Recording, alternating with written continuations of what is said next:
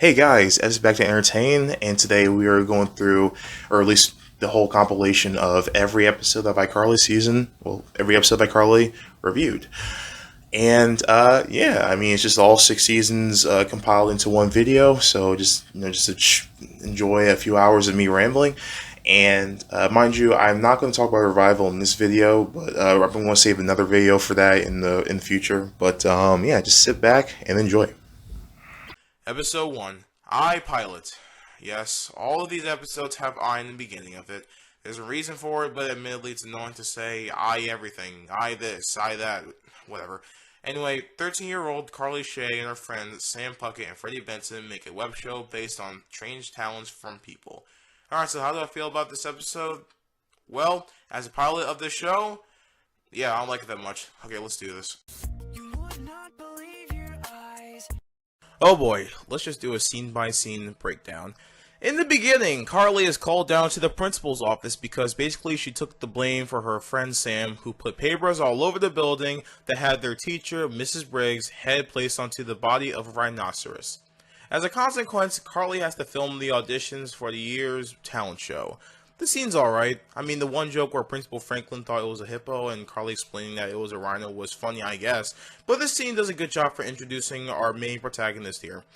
So in the next scene, we meet Sam Puckett, who is a bad kid and kind of mean, and they decide to film the auditions together. Then right after, we meet Freddie Benson, who's a kid who has an insane crush over Carly and has an annoying voice, or at least until the end of the season, but I'll get to that later. Then we meet Carly's older brother and guardian, Spencer, in which they live in a loft, and a pretty good looking one at that. Anyway, Carly, Sam, and Freddie film the auditions with Freddie's videotaping equipment, which he just happened to have. They filmed the auditions, in which most of them were duds, but there are some that were actually pretty creative, such as a girl who plays a trumpet on a pogo stick, but later they start talking trash about Mrs. Briggs, not knowing that they are recorded. Carly and Sam upload the auditions on YouTube. I mean, Splash Face. Come on. Man, it sounds stupid, but I'll take something original over an idiotic parody, which, trust me, guys, there's going to be a lot of terrible parodies, and next season takes the parodies and actually makes some stupid slang, too. One step at a time here. So Carly and Sam realize that their trash talking was uploaded too, and the next day Miss Briggs gets mad.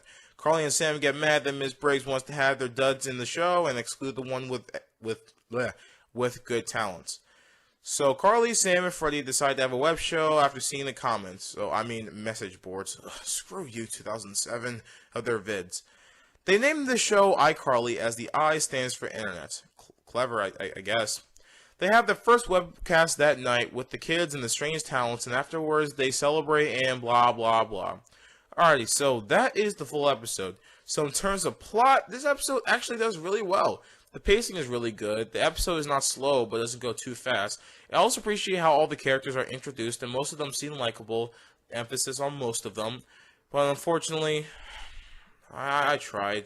And again, this is very unpopular, but I just don't like this episode. Yeah, it's a 5, 4, 3, 2 bad episode. As a pilot, it's not that bad, but on its own, there's so many things I just can't stand about it.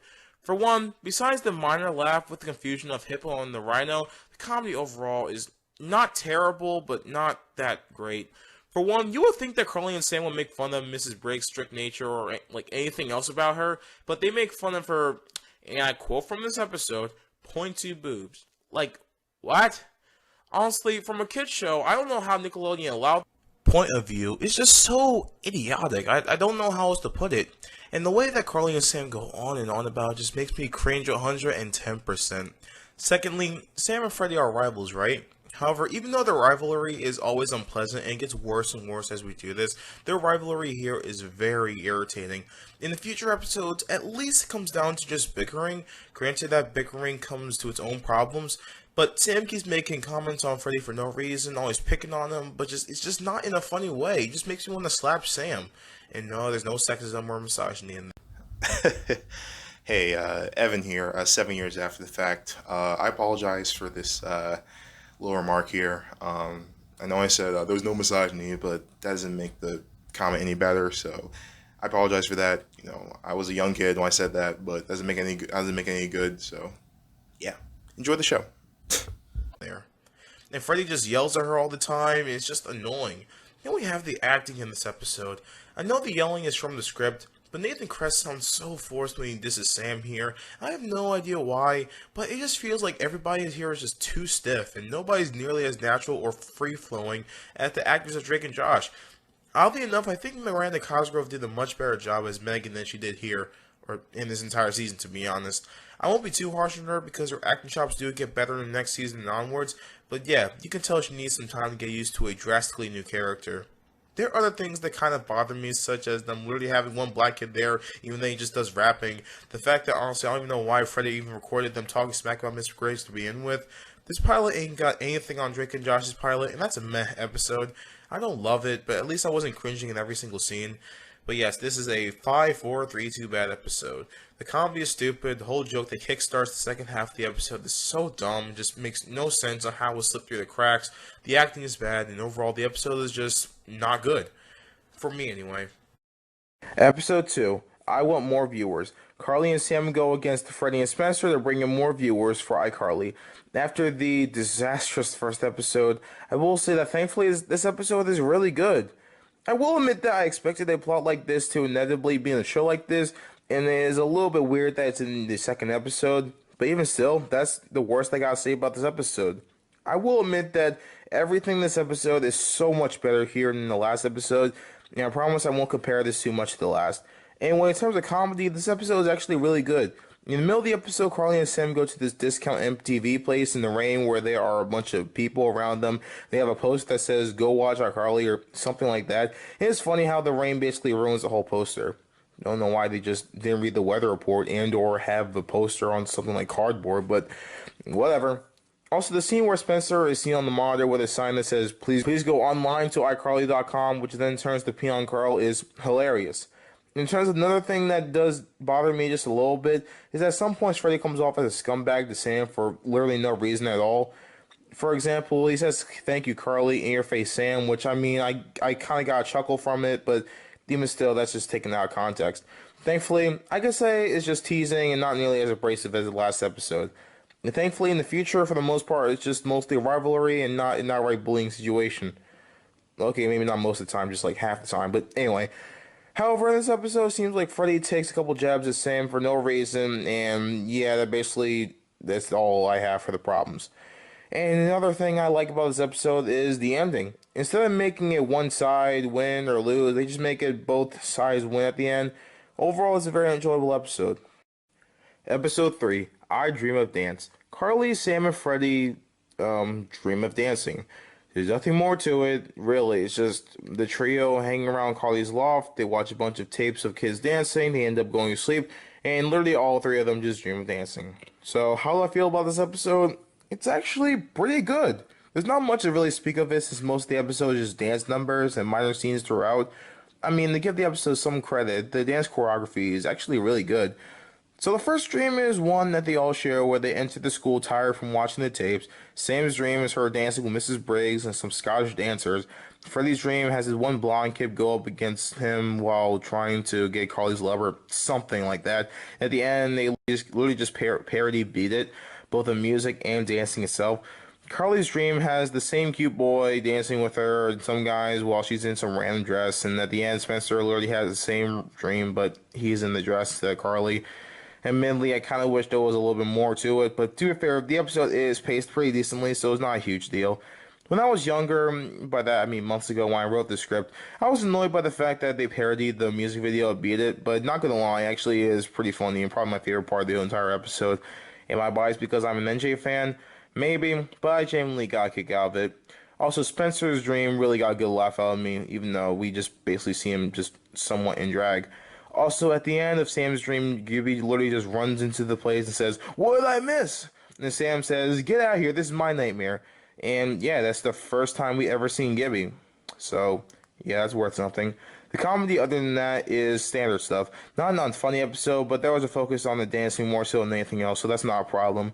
I also think what sells these dance sequences is actually the really good choreography. Most of these sequences look like they're designed for a Broadway show or even a music video. Is the episode perfect? No. For one, this is the first episode that starts that dumb slang in which Carly, Sam, and Freddy call this discount Jake Paul a nub. A nub? Really? Look, writers, making this stuff up on the top of your head is not going to get stuck with kids, besides having them laugh at you how dumb it sounds. So don't do it. Oh, you keep doing it? Wow, thanks a lot.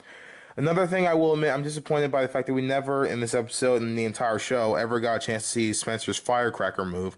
But other than that, this is a cool episode. Episode 4. I Like Jake. Carly likes a guy named Jake, but she finds out he's a really bad singer. Okay, so how was this episode? Okay, so let's just start with the positives. Firstly, I do find it really funny how the show treats autotune by the end of it. It's a very clever idea, and I do like how it's executed. I like the one joke where the teacher passes as the girls are geeking out and then change the topic to having more homework, but other than that, there's nothing else in this episode that I like. For one, I have to call bull on the fact that Dan literally just pulled an actor out of his hat as he just used Austin Butler, who was literally on Zoey 101 Season 4 at the time. To be fair, he was literally everywhere in the mid-2000s, from Ned's Classified to Wizards to Waverly Place, just other kids shows, but what makes me really irritated is that this guy has been used 3 times beforehand. He was an extra on The Demonator, he played the one-off Danny from Season 3 of Zoey 101, and then plays James from Season 4, which is just the main character, and then we have him back here. Like, I can just smell the beautiful smell of a budget cut. But it's still not something to boast about. Next is the... Okay, I might as well just get this out of the way. This is a Batty McFatty episode. Alright, so another reason why I can't stand this episode is the reason Austin Butler, Jake, in this episode is here, is to be the love interest of Carly. Okay, first of all, apparently this guy has been with a girlfriend since 3rd grade, and they're supposed to be 8th grade at this point, I believe. Only a young-minded kid had a girl for 5 years. Okay, writers. Anyway, Carly starts hitting on this guy, and so do all the girls in the grade. Besides the jokes that I mentioned earlier, the comedy is just so bland. It's not terrible, and there are some other jokes that get a decent chuckle out of me, like Jake looking at the statue and think of it as Spencer if he had a head or not, but it's very lacking in the comedy department, and the ending is what gets me the most. So Jake gets the auto-tune and performs his song over iCarly, and as it gets on, Freddie gets a kiss from Carly, as he asked for one before the webcast if the auto-tune worked correctly. However, Carly doesn't kiss him on the cheek, or the lips, or the forehead, whatever. She kisses his nose, like, it's why?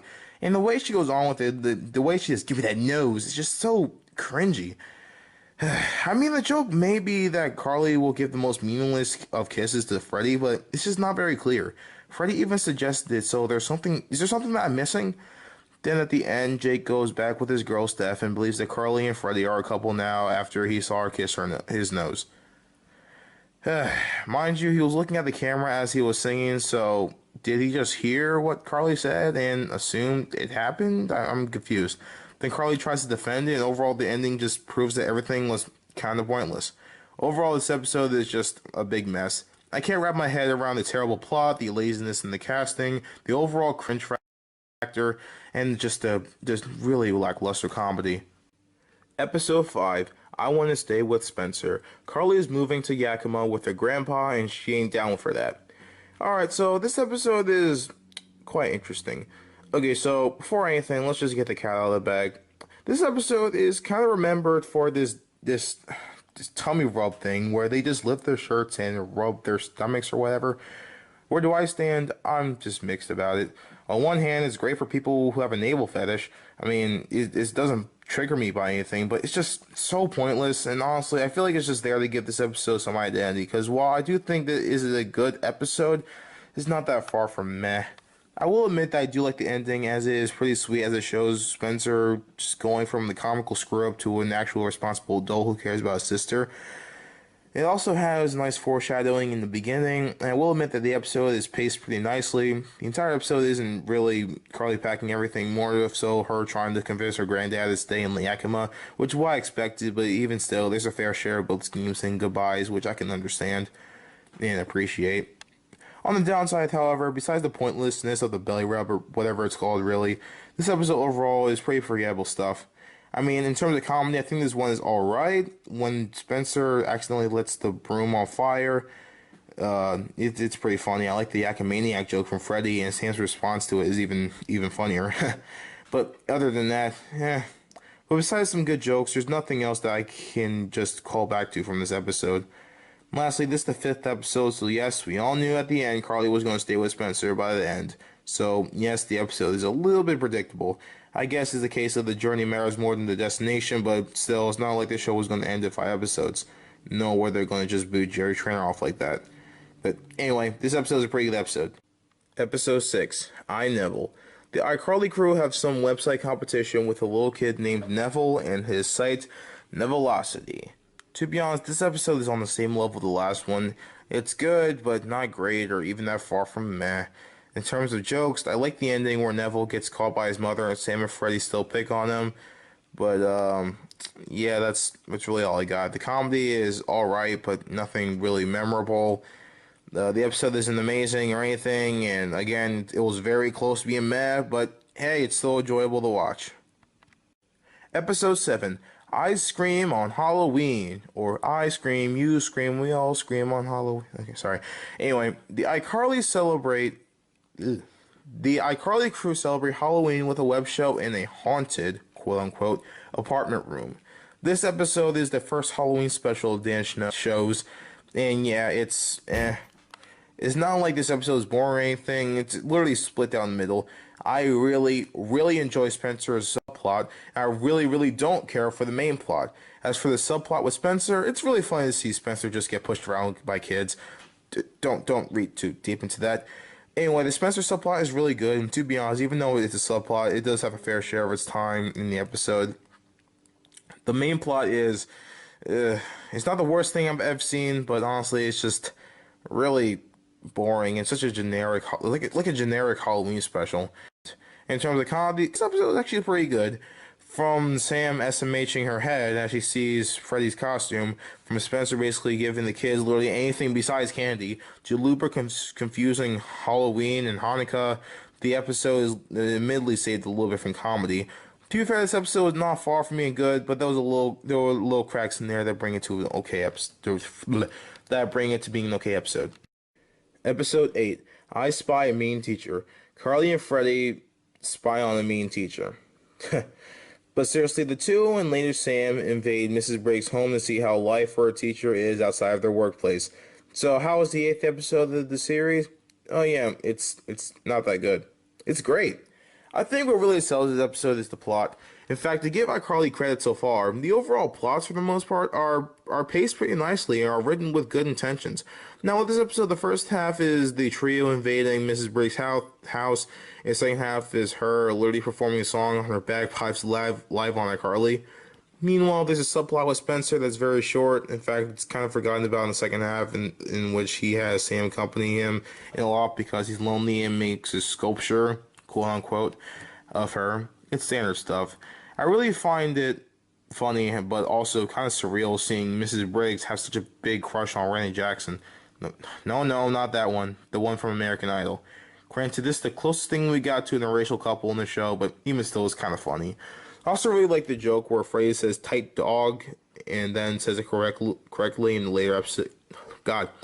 I also love the joke where Freddy says tight dog and then says it correctly and later in the episode, tight dog.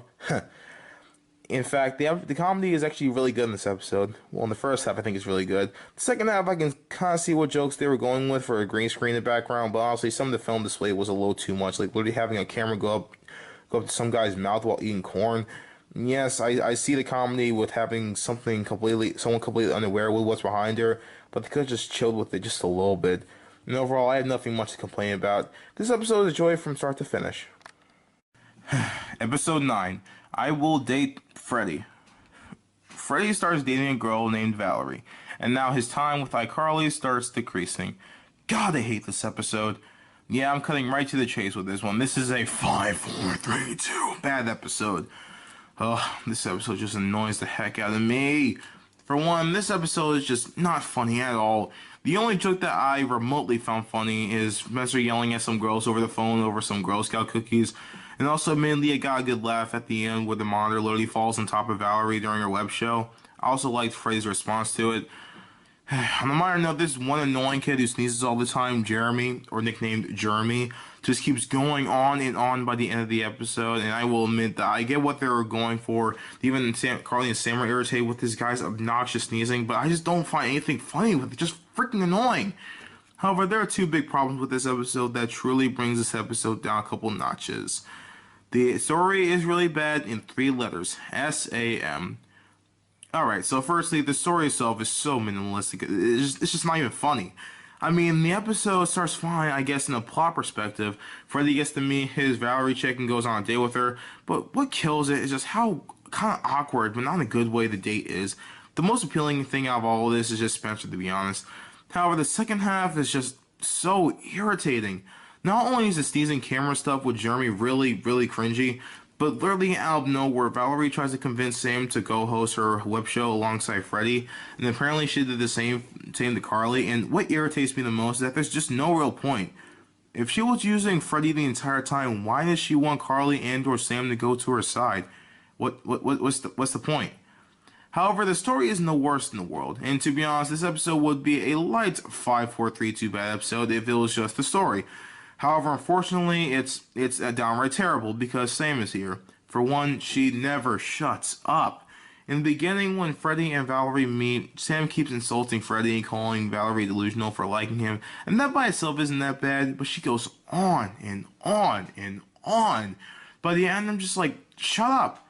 Then throughout the episode, it seems like she doesn't care or really doesn't understand Freddy and Valerie going out, and it's just annoying. And at the end, when Freddy goes back to iCarly, they hug, but she gives him a wedgie, which is not necessary and, again, not funny at all. However, this is where the sloppy story comes in. Freddy leaves iCarly because he simply doesn't have the time for it anymore while helping his girlfriend's web show. However, in the end, they make it seem like he left because he wasn't treated with respect. Like, what? Did they just forget why he left? But back to Sam, she's just incredibly obnoxious in the episode, and this is one of her worst appearances in the entire season. Heck, maybe in the entire show. Okay, judging by the last 2 seasons, maybe not the entire show, but overall, this is a terrible episode. It just gives me a headache every time I watch it. Episode 10, I Want a World Record. The iCarly crew try to break a world record by having a webcast for 24 hours. Literally, just like Ice Cream and Halloween, I like the Spencer subplot and I don't care for the main plot. Why? Because since they're in the same location for most of the episode, it's just kinda boring. I mean, the iCarly webcast skits aren't the funniest comedy in the world, so seeing it for the extended time is just a little bit boring. Not to mention, it's off-putting that basically at the end it was all useless. Meanwhile, Spencer's subplot is actually pretty funny. Not to mention, it is satisfying to see Spencer accomplish his goal at the end. Though to be honest, the subplot isn't that compelling. It doesn't take too much time, too much space in the episode. I don't have that much to say about this episode. It's just meh. It could have been better, but it might have been worse. Episode 11, I Rue the Day. Neville is back at it again and wants to ruin iCarly forever after Carly refuses to kiss him. Meanwhile, the Plain White T's guest star as Spencer saves them from a tragedy or something, I don't remember, and he gets his autograph. I'll be honest, just like the previous Neville episode, this episode is good, but it's not that good. In terms of things I liked the performance at the end of the episode. I'm actually kind of surprised it didn't do Hey There Delilah, but whatever. And I like how Carly's dad is kind of incorporated into the plot, or at least his friend in the military is. And I will admit the episode is decently funny, with Neville pretending to be Carly and to the fact that Spencer got his autograph on his back. But overall, it's just standard stuff. It's kind of forgettable and lacks identity, to be honest. Episode 12, I Promise Not to Tell. Carly and Freddy have a hard time getting over the fact that Sam goes into the school computer and changes their grades. Before you say anything, no, Sam's not that smart that she can hack into a computer. She just happened to be in the principal's office while the computer was open. It's hard to explain, but you have to watch the episode for yourself. Anyway, this episode is actually really good. In fact, I get some Josh is Done vibes from this episode, which is a really good thing because it's my favorite episode from season 4. Heck, it's probably my top 5 in Jake and Josh as a whole. I mean, I kind of debate on which one is better, Josh is Done or the Dr. Phyllis show, but you get my point. Mind you, I don't think this episode is as good as Josh is Done, and I'll get to my problems later, but it's still a competently made episode. In terms of jokes, to be honest, the episode is pretty good, but it's pretty clear that they focused on the story than anything else. The episode's not that funny, but there are some good jokes in there. Even though it's a bit depressing, it's kind of funny to see that one girl be like, "Congratulations, Carly," when she used to be top dog in the class. Also, the one teacher teaching really fast and then saying, "No, I will not slow down," is pretty funny. along with that British accent. Anyway, there are some stupid lines here. They're like when Sam mentions the tater tots and on the menu, and Freddy says, "We don't care about taters," and Carly's like, "Even in top form." The one line where Carly says, "I want to punch 3 holes in him," is really cringy. Also, the part where Carly and Freddy cry over possibly going to juvie is, again, pretty cringy. If you're going to notice something, this season is very, very cringy at times, but I'll get to that at the end. In terms of other things that I like, and this is just a personal thing for me anyway, but there's some satisfying ASMR in this episode. Many parts of the episode has some typing, and it's relatively long too, so I'm kind of a sucker for typing. Heck, there's literally a scene where Carly and Freddy are in the computer lab, so ASMR, here I come. So not only is this a pleasure to watch as an actual TV episode, but it's also kind of relaxing.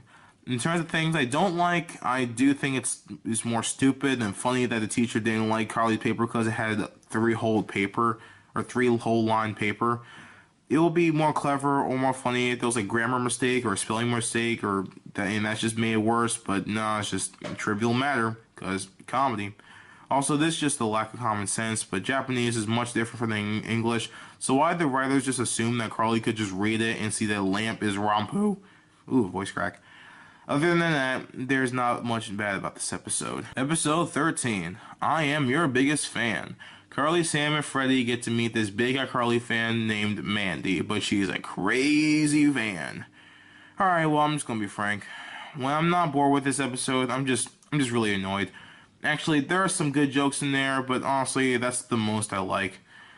Alright, so in terms of jokes I do like, I like the one clip where Sam says she wants to stay at Carly's place because she doesn't want to see her mom in the bikini. Two symbols of Spencer's drum just setting on fire for literally no reason. However, this new girl, Mandy, is just so annoying. She's not unbearable or anything, but the duck mask and her constant quack quack is just very annoying. I really don't have that much to say about this episode. It's just, alright. Yeah, it's a meh episode. Episode 14, I Heart Art. Spencer gets to meet one of his favorite artists, only for him to drain all of his confidence by dissing his sculptures. Oh boy. Alright, well, this episode, literally like the last episode, is just either really stupid or really boring.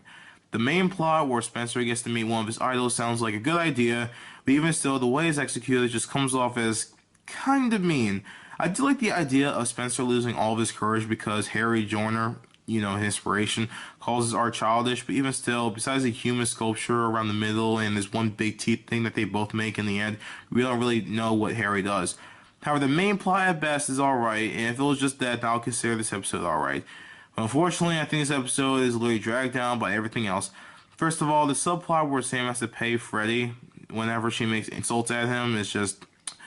At first starts out alright, but then I just start cringing 110% when Sam starts to get a mental breakdown, quote unquote. When she goes for a couple days without making fun of him, it's just so cartoonish, but not in a funny way. It's just dumb. Anyway, the biggest problem with the episode really is just that it's just so boring and lacks identity. I know other episodes with that problem have gotten the meh rating, but with the other problems of the episode, I just find this episode to be very lackluster. It's not terrible or unbearable or anything, but I wouldn't consider this close to meh by any means. Also, there's this one joke where Spencer has a Christmas tree of feet, and yeah, this is a bad episode just because of that. All right, Evan from the future again. This is gonna be the last time I come back and do like a editor's note kind of thing because I just want you to just enjoy the show as is. But for this episode, it actually wasn't a bag of feet like I said it was. I think what happened was I got it. I was thinking of the subplot for Victoria's episode that has like an actual bag of feet in the trunk of the car, but so I was thinking I confused that with what happened. So no, in the episode, it was a bag of noses. So I mean, it's still kind of strange, but that and mind you, that doesn't make the episode any better. But I just want to clear that up. So yeah, sorry about that. 5, 4, 3, 2, bad. Episode 15. Trust me, guys, we only got 10 more episodes. I hate Sam's boyfriend. Sam has a new boyfriend, and he's like really annoying, so Carly and Freddy have to break them up or something. When the subplot of this episode, which is kind of small and is about 2 scenes and doesn't really add up to anything besides maybe the climax, is the only good part of this episode, then you know that we have a terrible episode in our hands. 5, 4, 3, 2, bad episode. Why do I hate this episode? 4 things. The plot, the comedy, Sam, and the new kid Jonah. Let's go from the lesser of the evils. The comedy is so lacking in this episode. I don't think a single joke made me laugh. Well, other than the Spencer's "Oh my god" reaction to Jonah messing with Spencer's stop motion figures. Not to mention, one thing that season 1 does have an interesting trend with, and honestly is ramped up the max in this episode, is a cringeworthy dialogue that disguises comedy, but I just can't help but facepalm every time I hear it in this episode especially. Some of the worst ones are lines like, "He wanted some Carly kisses and you're icky." None of these are funny, just kind of annoying. However, the cringeworthy dialogue is the least offensive, surprisingly. Everything else about this episode just sucks super hard. The plot sucks. Most of the episode really is just Sam and Jonah just gushing over how awesome each other are. In the process, everyone gets annoyed, and it's so irritating. To be honest, the plot is kind of on the same level as the dialogue, but what makes both of them worse is the next problem, Jonah. This kid actually seems like a chill dude at first, but later he not only comes with more cringeworthy dialogue, like seriously, Captain Wartburg or whatever, it is not funny. You have to say it like 4 freaking times. But later, alright, so you're going to notice that throughout all of Mr. Schneider's shows, these couples from iCarly and onwards are poorly thought out, like really poorly thought out. The guy usually ends up cheating on the girl, and or the girl is very shallow and will date the burliest hot white guy they see. Back to Jonah. So Jonah ends up cheating on Sam and tries to kiss Carly at the end. Why? At the end, there's no reason for it. He just says Sam doesn't have to know about it, or something like that, and he tries to hit on Carly. Granted, there's a similar scene in the later season that's actually much worse and comes off as sexual harassy, if that's a word. But even still, this is just idiotic hack writing that comes out of nowhere. Sam and Jonah seem to have a good relationship, but nope. And lastly, Sam is beyond unbearable here. I understand her attitude changing a bit now, having a boyfriend, but even still, it's so one-dimensional and so cliche. It just drives me up a tree. Not to mention, in that same scene where Jonah messes things up, Sam doesn't really care. She just stands there and kind of feels bad, but it's not one ounce of charm. It's just, I'm not going to say cringy again. I'm just going to say irritating, annoying. You get the point. So let's wrap this up. Moral of the story, this episode is just awful. Well, I'm not cringing from the script. I'm getting frustrated by almost all the characters here. Episode 16, I Hatch Chicks. The iCarly crew have to scour around the whole apartment looking for 6 dumb chicks. I'm not even joking. Fine, there's a little more to it. Okay, a lot more to it. But yeah, chicks escape some pod or something, as it's supposed to be for some science project, but yeah, womp womp. It's actually really good. I do appreciate how all the characters have a small subplot, but overall it's just one major subplot. Everyone's still at different areas of the loft, and overall the actual story is different, or consistent. But is the episode funny? Yeah, it is. I don't say enthusiastically because it's not the most hilarious thing ever. Not the most hilarious thing I've ever seen. But there's some good ones in there, like Spencer freaking out over roly poly, despite the fact that in reality it looks like dust or whatever. But whatever. I can't. Come on.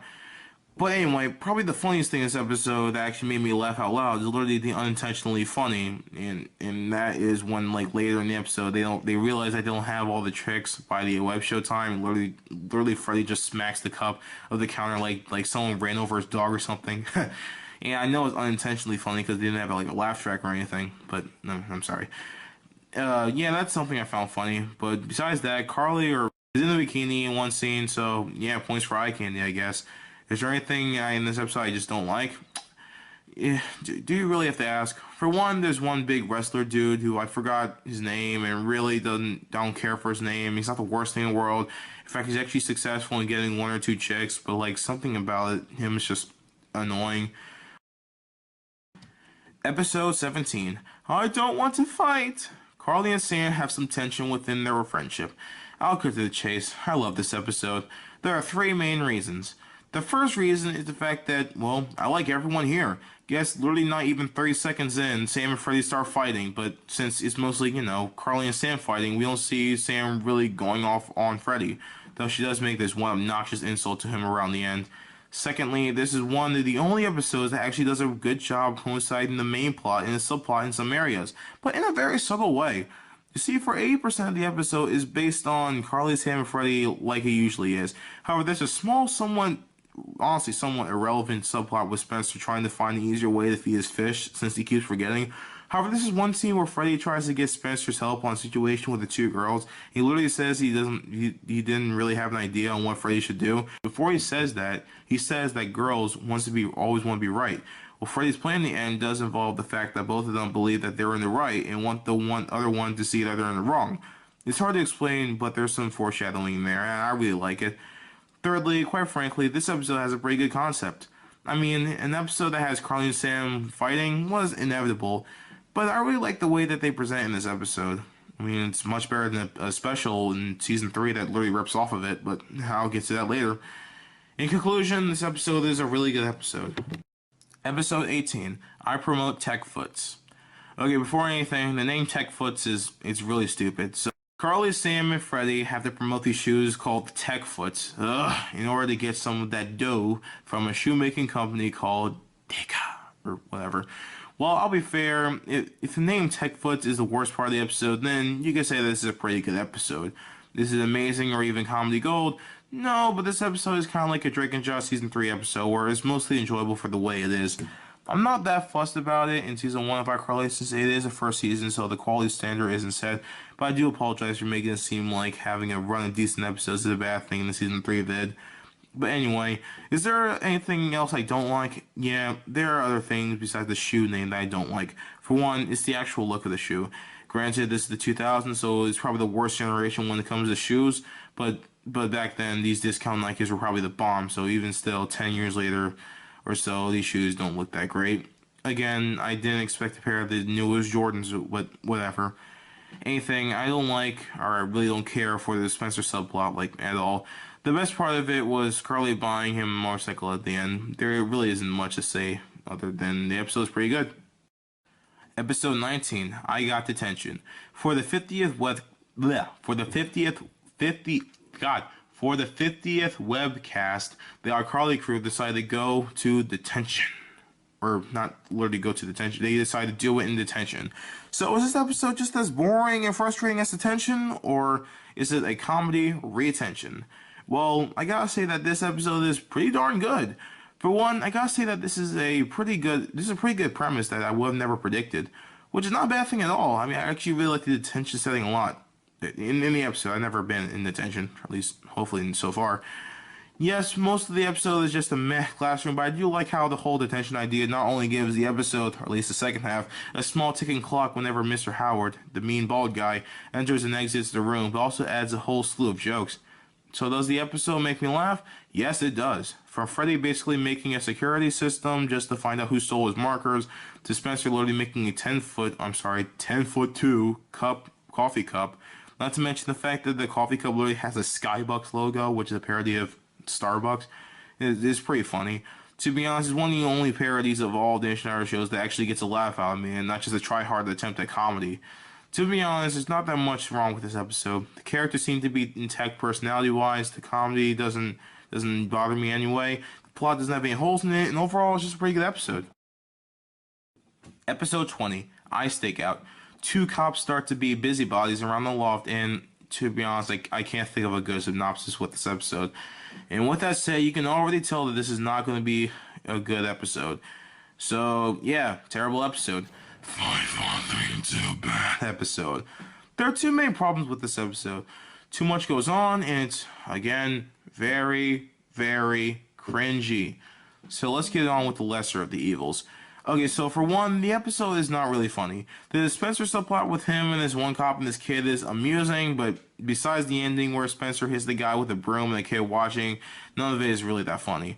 Honestly, the best joke of the episode is at the end where the other cop says, "Nothing's illegal about bad acting," but the rest of it is just corny. Not just corny, but very irritating. Really irritating, actually. There's this one kind of subplot where Freddy loses to Sam in the bet, so he has to get a tattoo from her cousin, or aunt, or I forgot. I honestly think this whole shtick is the worst part of this episode.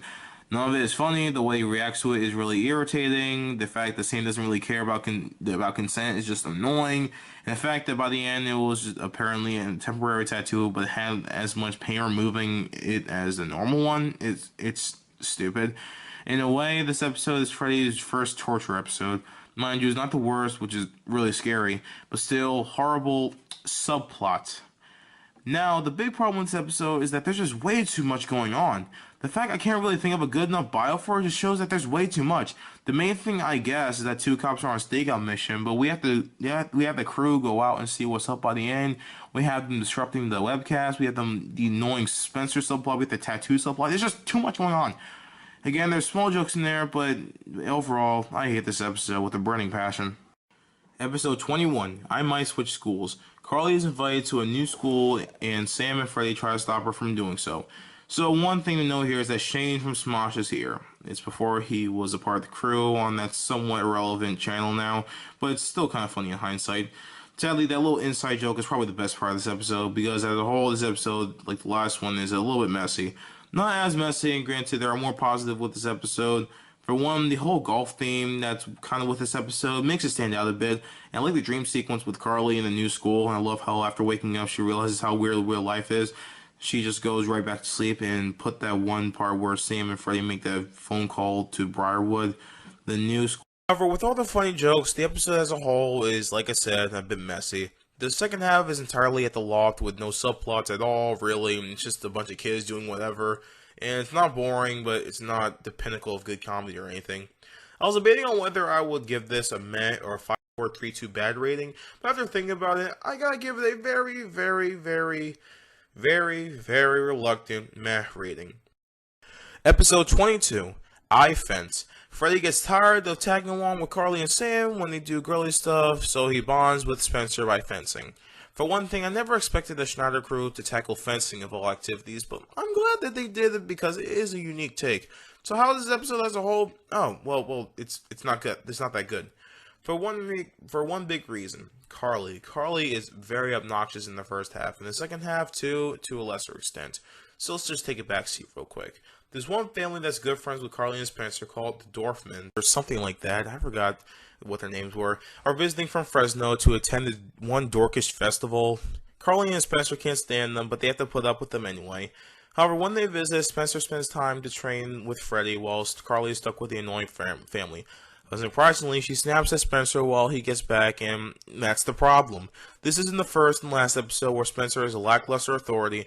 I know that he and Carly are siblings, but the fact that Carly just goes off on him like that, like she's the adult, she has just an obnoxious tone to her. It's just really, really annoying. It just kills her character for me. I understand the character is annoying, but this scene could have been a powerful argument between two siblings, but no, just a stupid girl who thinks that she can just get wherever she wants. To be fair, the second half of this episode isn't that bad.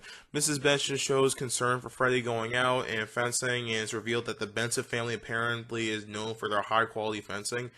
But then there's the ending scene. So there's this one dude named Doug Toter who keeps hating on Spencer and Freddy when fencing, but at the end, Freddy and Doug fight. Even though Freddy defeats him in most of the round, Doug then throws a cheap shot, and Mrs. Benson comes in, takes him on, and he just chickens out. And then I realized, what was the point of Freddy doing it all for his mom if her mom was just going to do it, was just going to win it for him. It's not that bad, but it's a very frustrating part of the episode. Overall, the episode isn't a terrible episode, but I still have to call it a 5-1-3. Episode 23, iCarly Saves TV.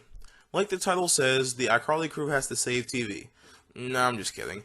But seriously, iCarly actually becomes an actual TV show picked up by this ambitious but somewhat dumb producer, and it starts becoming less and less like it used to be.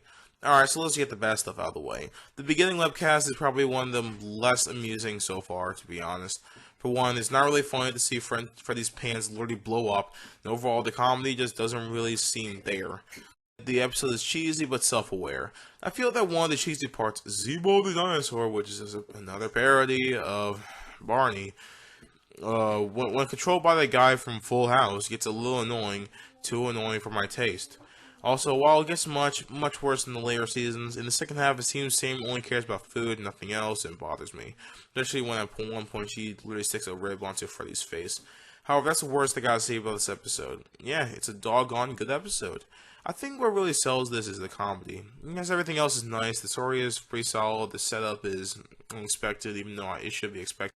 I think what really sells this is the comedy. Because everything else is nice, the story is pretty solid, but the comedy itself is in two forms. Either just in casual banter like normal episodes, or is delivered highly in the cheese factor. Whether it's the producer's daughter watching a corny sitcom that somehow has more quality than Danish Mather's later work, from the whole presence of Zebo, etc. Episode 24, I Win a Date. Colleen, Sam, and Freddie each win a date with either Gibby, a really, really annoying kid, or a really, really annoying girl. Alright, so, Patty McFaddy episode. The main problem with this episode is that, kind of like the others, the episode has just too much going on and doesn't really have a main conflict. Just like the magical episode of I Stakeout. Yes, the overall deal is that Gibby wants the attention of a girl he likes, but a lot goes on. I won't delve too much into how conflicting it is because I've already discussed how, I don't want to say cringy, I don't want to say irritating, I don't want to say annoying. So how, fine, irritating it is.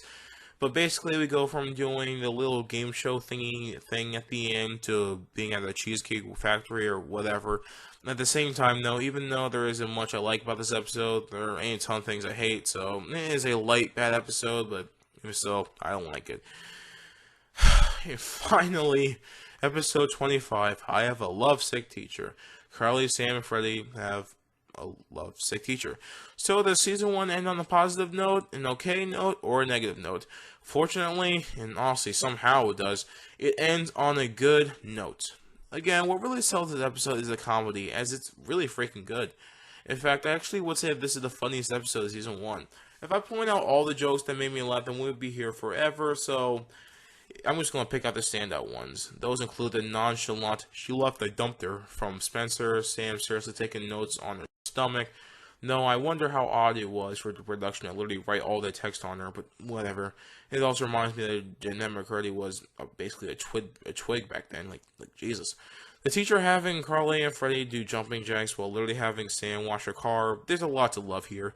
In terms of story, yikes, it's not that bad, but I don't get how the broad teacher acts craved and too forgiving when she has a boyfriend, but when she doesn't, she acts all grumpy. But either way, the jokes make up for the somewhat small oversight. Carly broke up with a guy over owning Beanie Babies? What?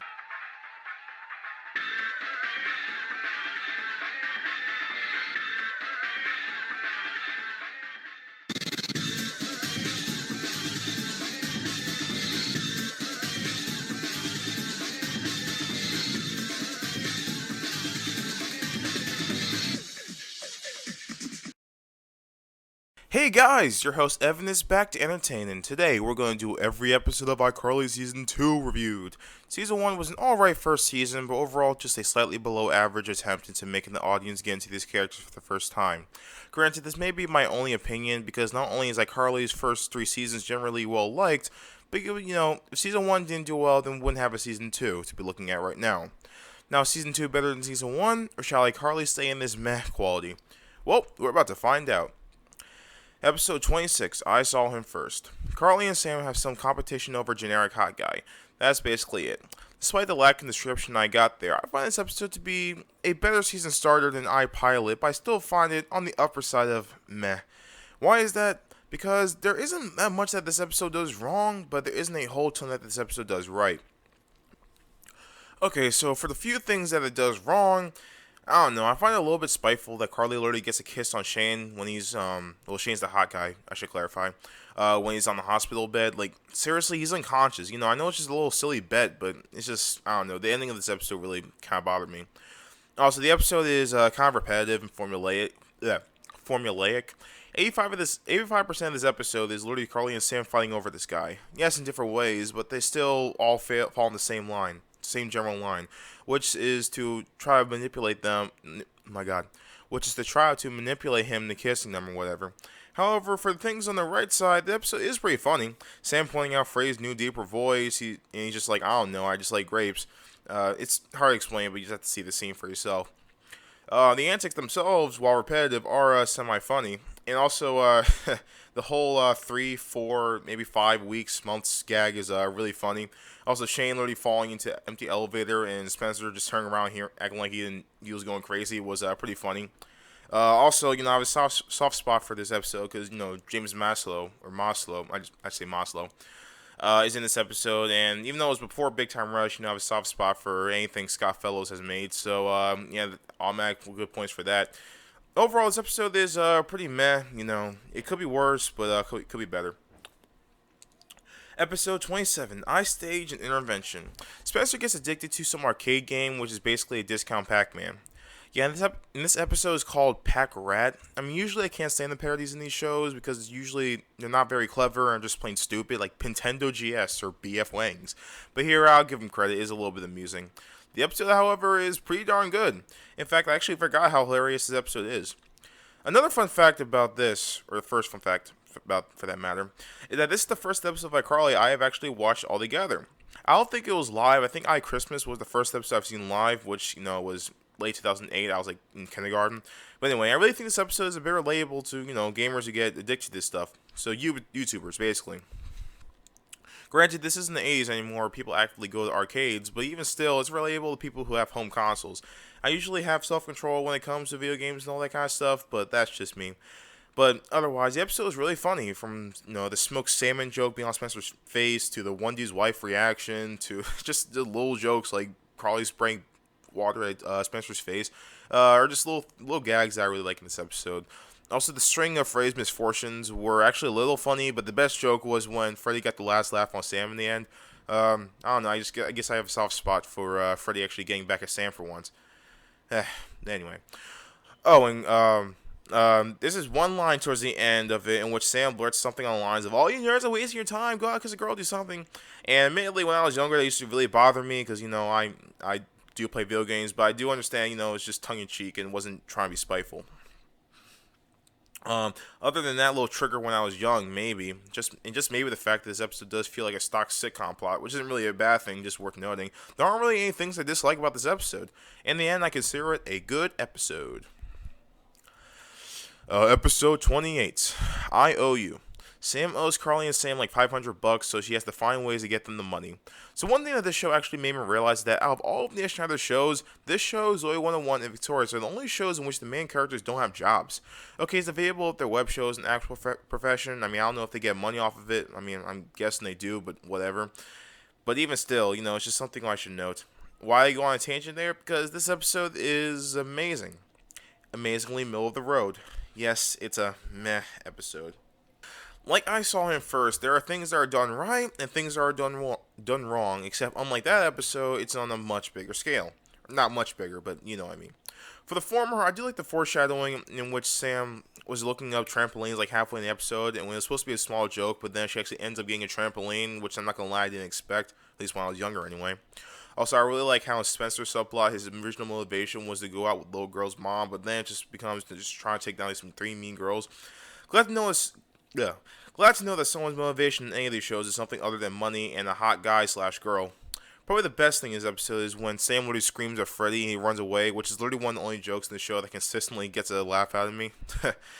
However, when the episode gets bad, it gets really bad. Sam slams her laptop onto Freddy's hands at one point. I'm just like, why? Also, I'm actually a little confused that Carly, Sam, and Freddy didn't realize that literally asking for money over the internet is against the law. Like, I'm sorry, that just seems really basic to me. Granted, it ends up working out for them in the end, but common sense, guys. Also, the scene where Sam gets the money at the restaurant and really just starts jumping up and down, cartwheeling and all that. I can see how that's kind of funny, but for me, I just found it incredibly cringy. Like not season one cringy, but just I don't know. I didn't really laugh at that at all. Especially, I don't know why she put the plunger on the one boss's mouth, and it's not like he was like a jerk or anything, but whatever. Morality, what's that? For me, it's just very cringy, but it's whatever. In the end, this episode is just eh. Episode 29, I Hurt Lubert. The iCarly gang has to help Lubert because he got hurt or something. This episode does a lot of things right and does a lot of things wrong. I know I've said that already, but I don't care. Alright, so let's just get this out of the way. The worst part of this episode is just the one scene where Freddy freaks out. Not only is the actual dialogue cringy, I mean, they start using that, what I like to call quote-unquote Schneider slang. And that slang is stuff like chiz or skunk bag or whatever. I mean, that dates back to Drake and Josh, but I don't know. They started really hammering it in season 1 and 2 of iCarly, and I just it's not really amusing. It's just really cringy. But anyway, Freddy starts to say some of that Schneider slang, and it's really dumb. But Freddy yelling and carrying on is just really annoying. However, other than that cringy scene, there are a few funny jokes, such as the fan falling on top of Lubert. And honestly, the entire subplot is really funny. There's this one kid named Chuck he just starts randomly playing with the ball in the lobby, and then he gets so pressed over Spencer calling him out. And this is a thing that continues for the entire series. But yeah, I find it funny how it starts. I also love the ending where the truck drivers that Spencer was making fun of come back and beat up Lubert. In the end, this episode was kind of close to 5, 4, 3, too bad, but I did like some things like the Spencer subplot, and it's not that offensive, so I find it a pretty meh episode. All right, come on, two more. Let me get some apple cider vinegar.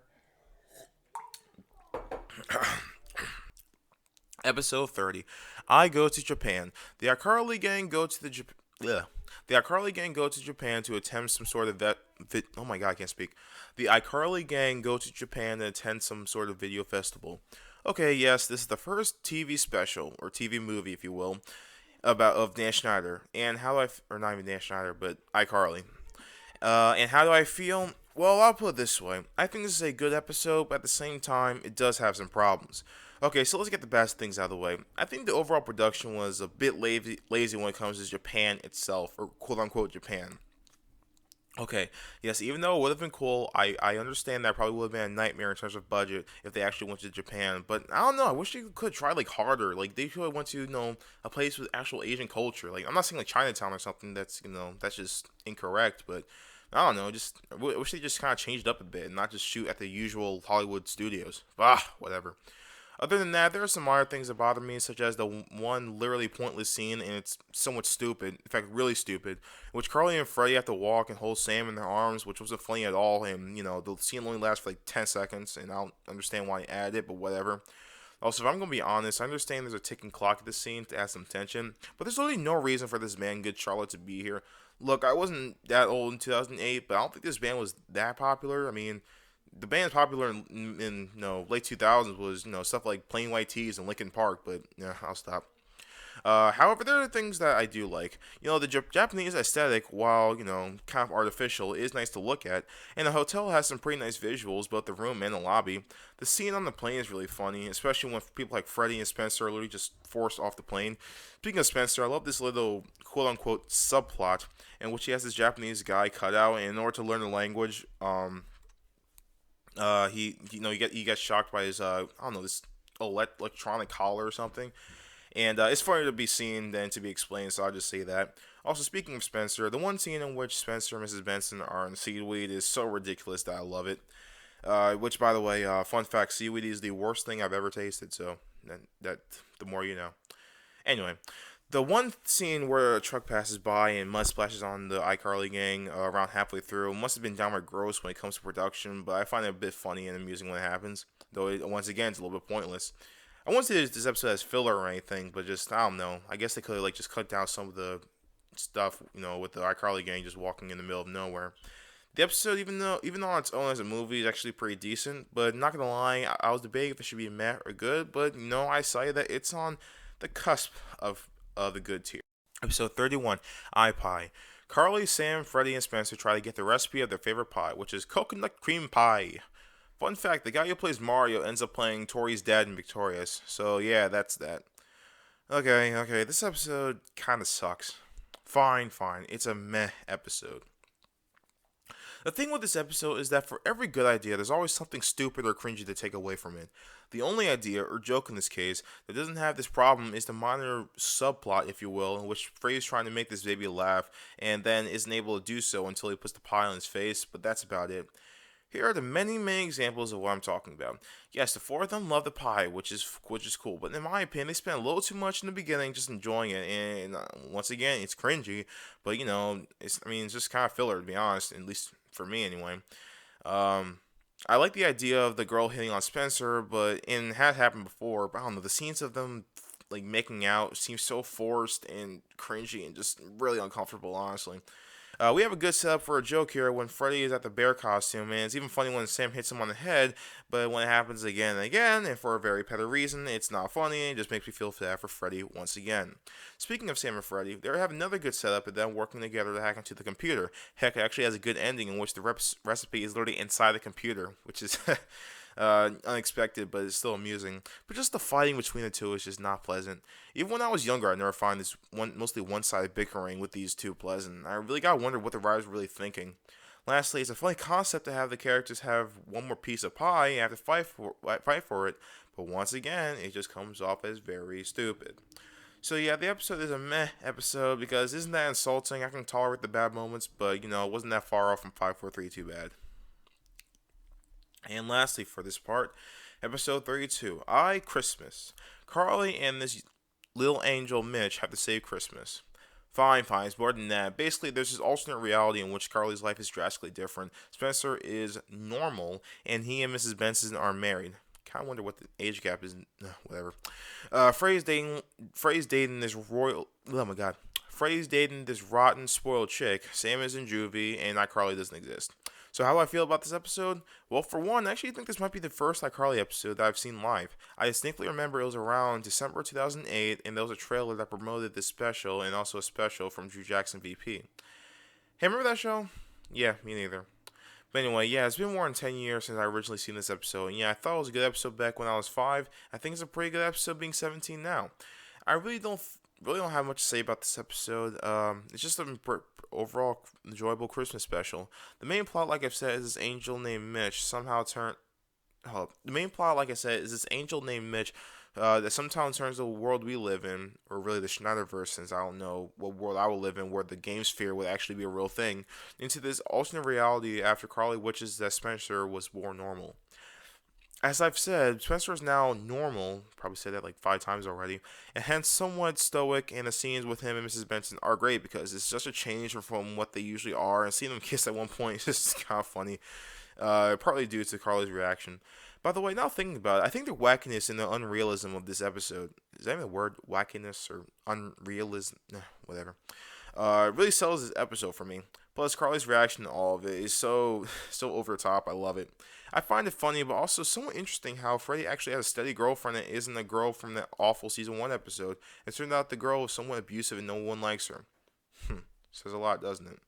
I also really like this Mitch character, even though I've seen the actor in some Christmas movies, and he was the actor he was the actor for Splinter on TMNT 2014. I know it seems like I'm rambling on a bit, but overall, I think this episode is pretty solid. Episode 33, I Kiss.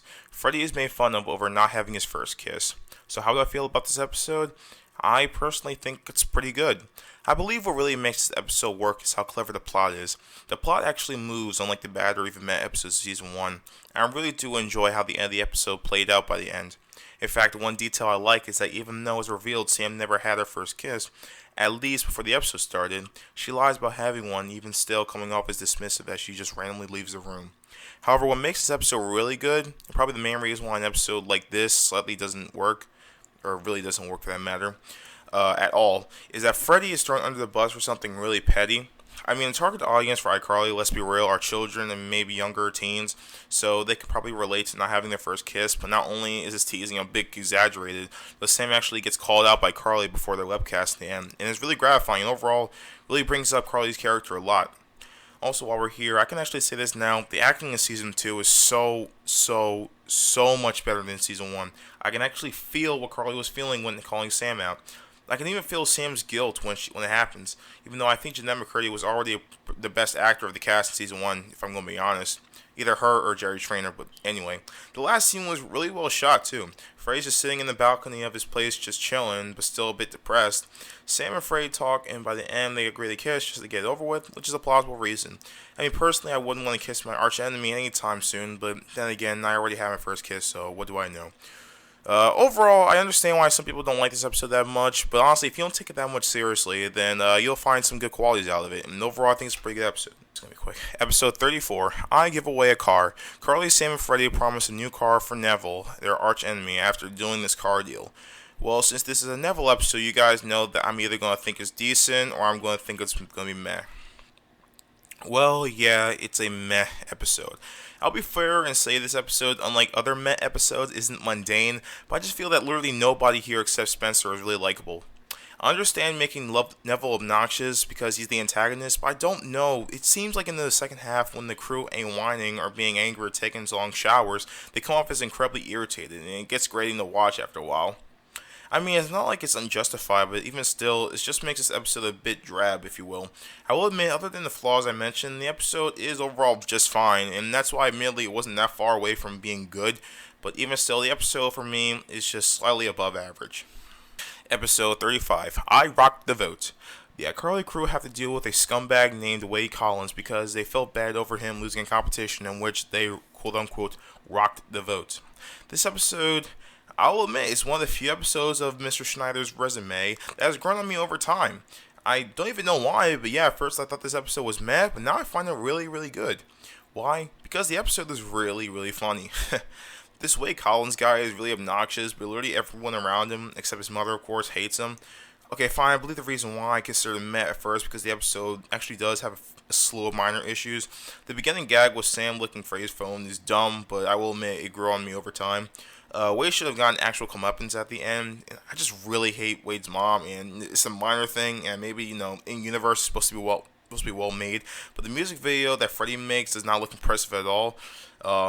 But other than that, I find this episode to be pretty good. I know some people won't dig the stereotypical snobby Brits gag they have in, but I find just fine. I don't really take offense to it because I'm not British, but I don't think anyone else should really.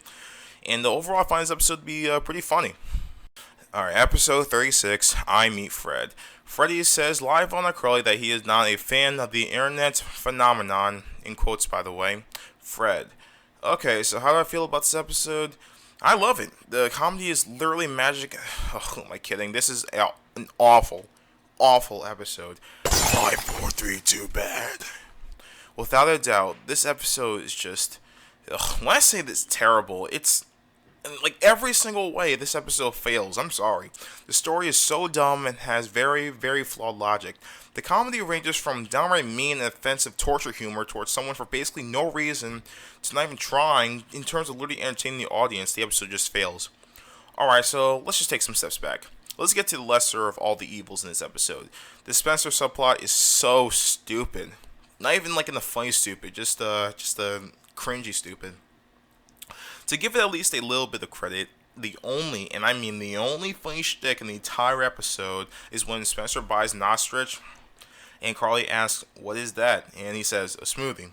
Not gonna lie, that episode has been memeified for a good reason. Or that scene has been memeified for a good reason. It's just a shame that the rest of the episode is just downright atrocious.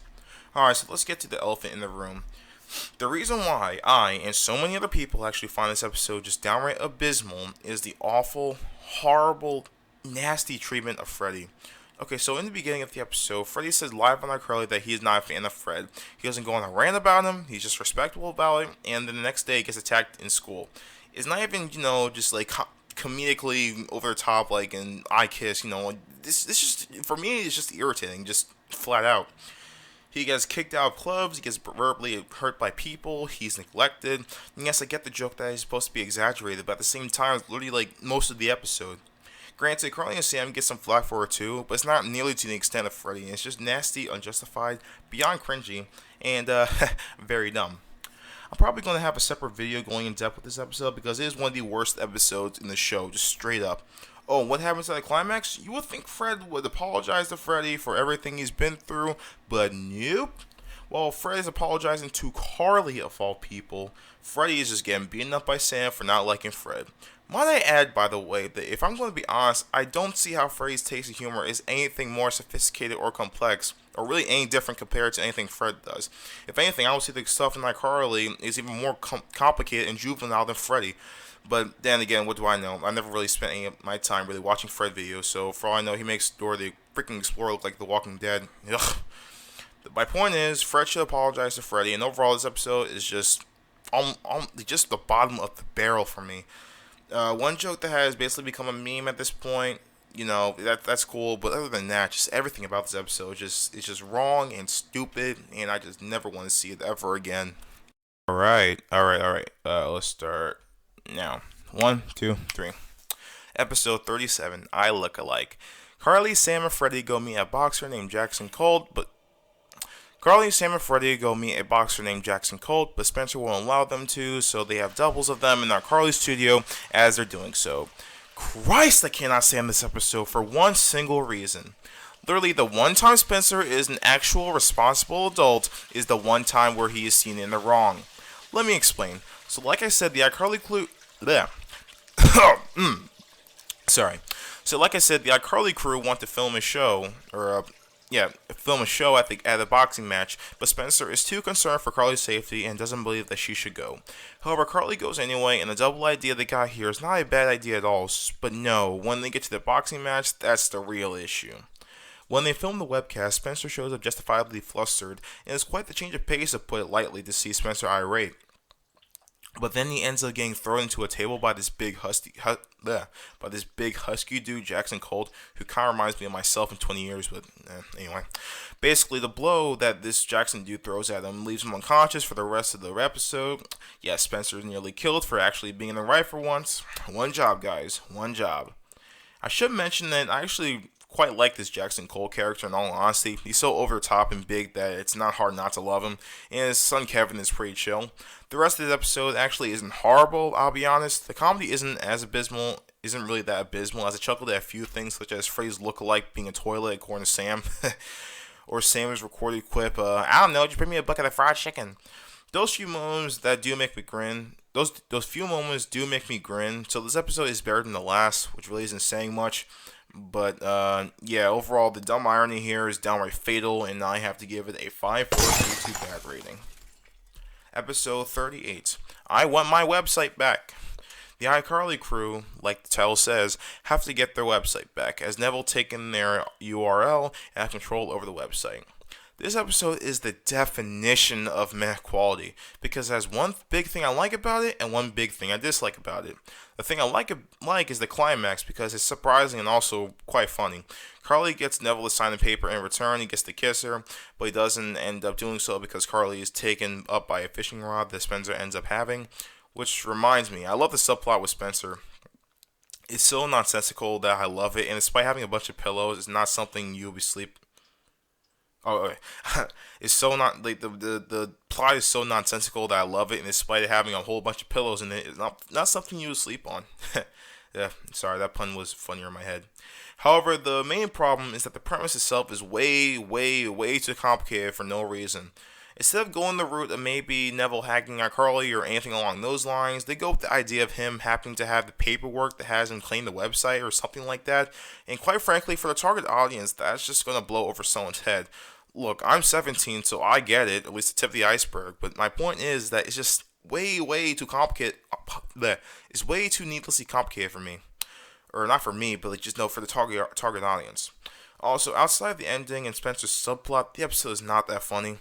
Also, I forgot to mention Mandy is back, and this is her last appearance, I believe, and I still don't like her. She's not really compelling, the iCarly superfan shtick got old, and the duck mask gets only so funny for so long. I will admit there is one phenomenal scene other than the ending, and that's where Spencer is in drag and tries to get Neville to sign the document, but this old guy hits on him, and the the whole scene is better watched than said, but it's quite funny. Other than that, this episode is meh. To be honest, writing the script, I actually have realized that it's not as on the low side of meh as I made it out to be. I mean, of the Neville episodes, I think it's better than I Give Away a Car, but that episode at least was slightly funnier. Overall, I find this episode to be pretty meh. Episode 39. I make Sam girlier. Sam's tired of being seen as a violent girl, so she wants to become girlier. One thing I found stupid when I was younger and find really funny in hindsight is that when they try to sing Happy Birthday, Freddie bursts out PD, which means public domain, and instead they sing Jolly Good Fellow. If you don't know, Happy Birthday to you. Okay, if you didn't know, the Happy Birthday song was actually copyrighted and couldn't be used in TV shows until like 2015, where the claim was rightfully invalid, and now it's public domain. Thank God, because it was really stupid. But anyway, I can go on and on about how incredibly stupid that is, but whatever, it's public domain now. So how I feel about the episode itself is actually pretty good. It's not amazing, it's not comedy gold, but it's a pleasure to watch.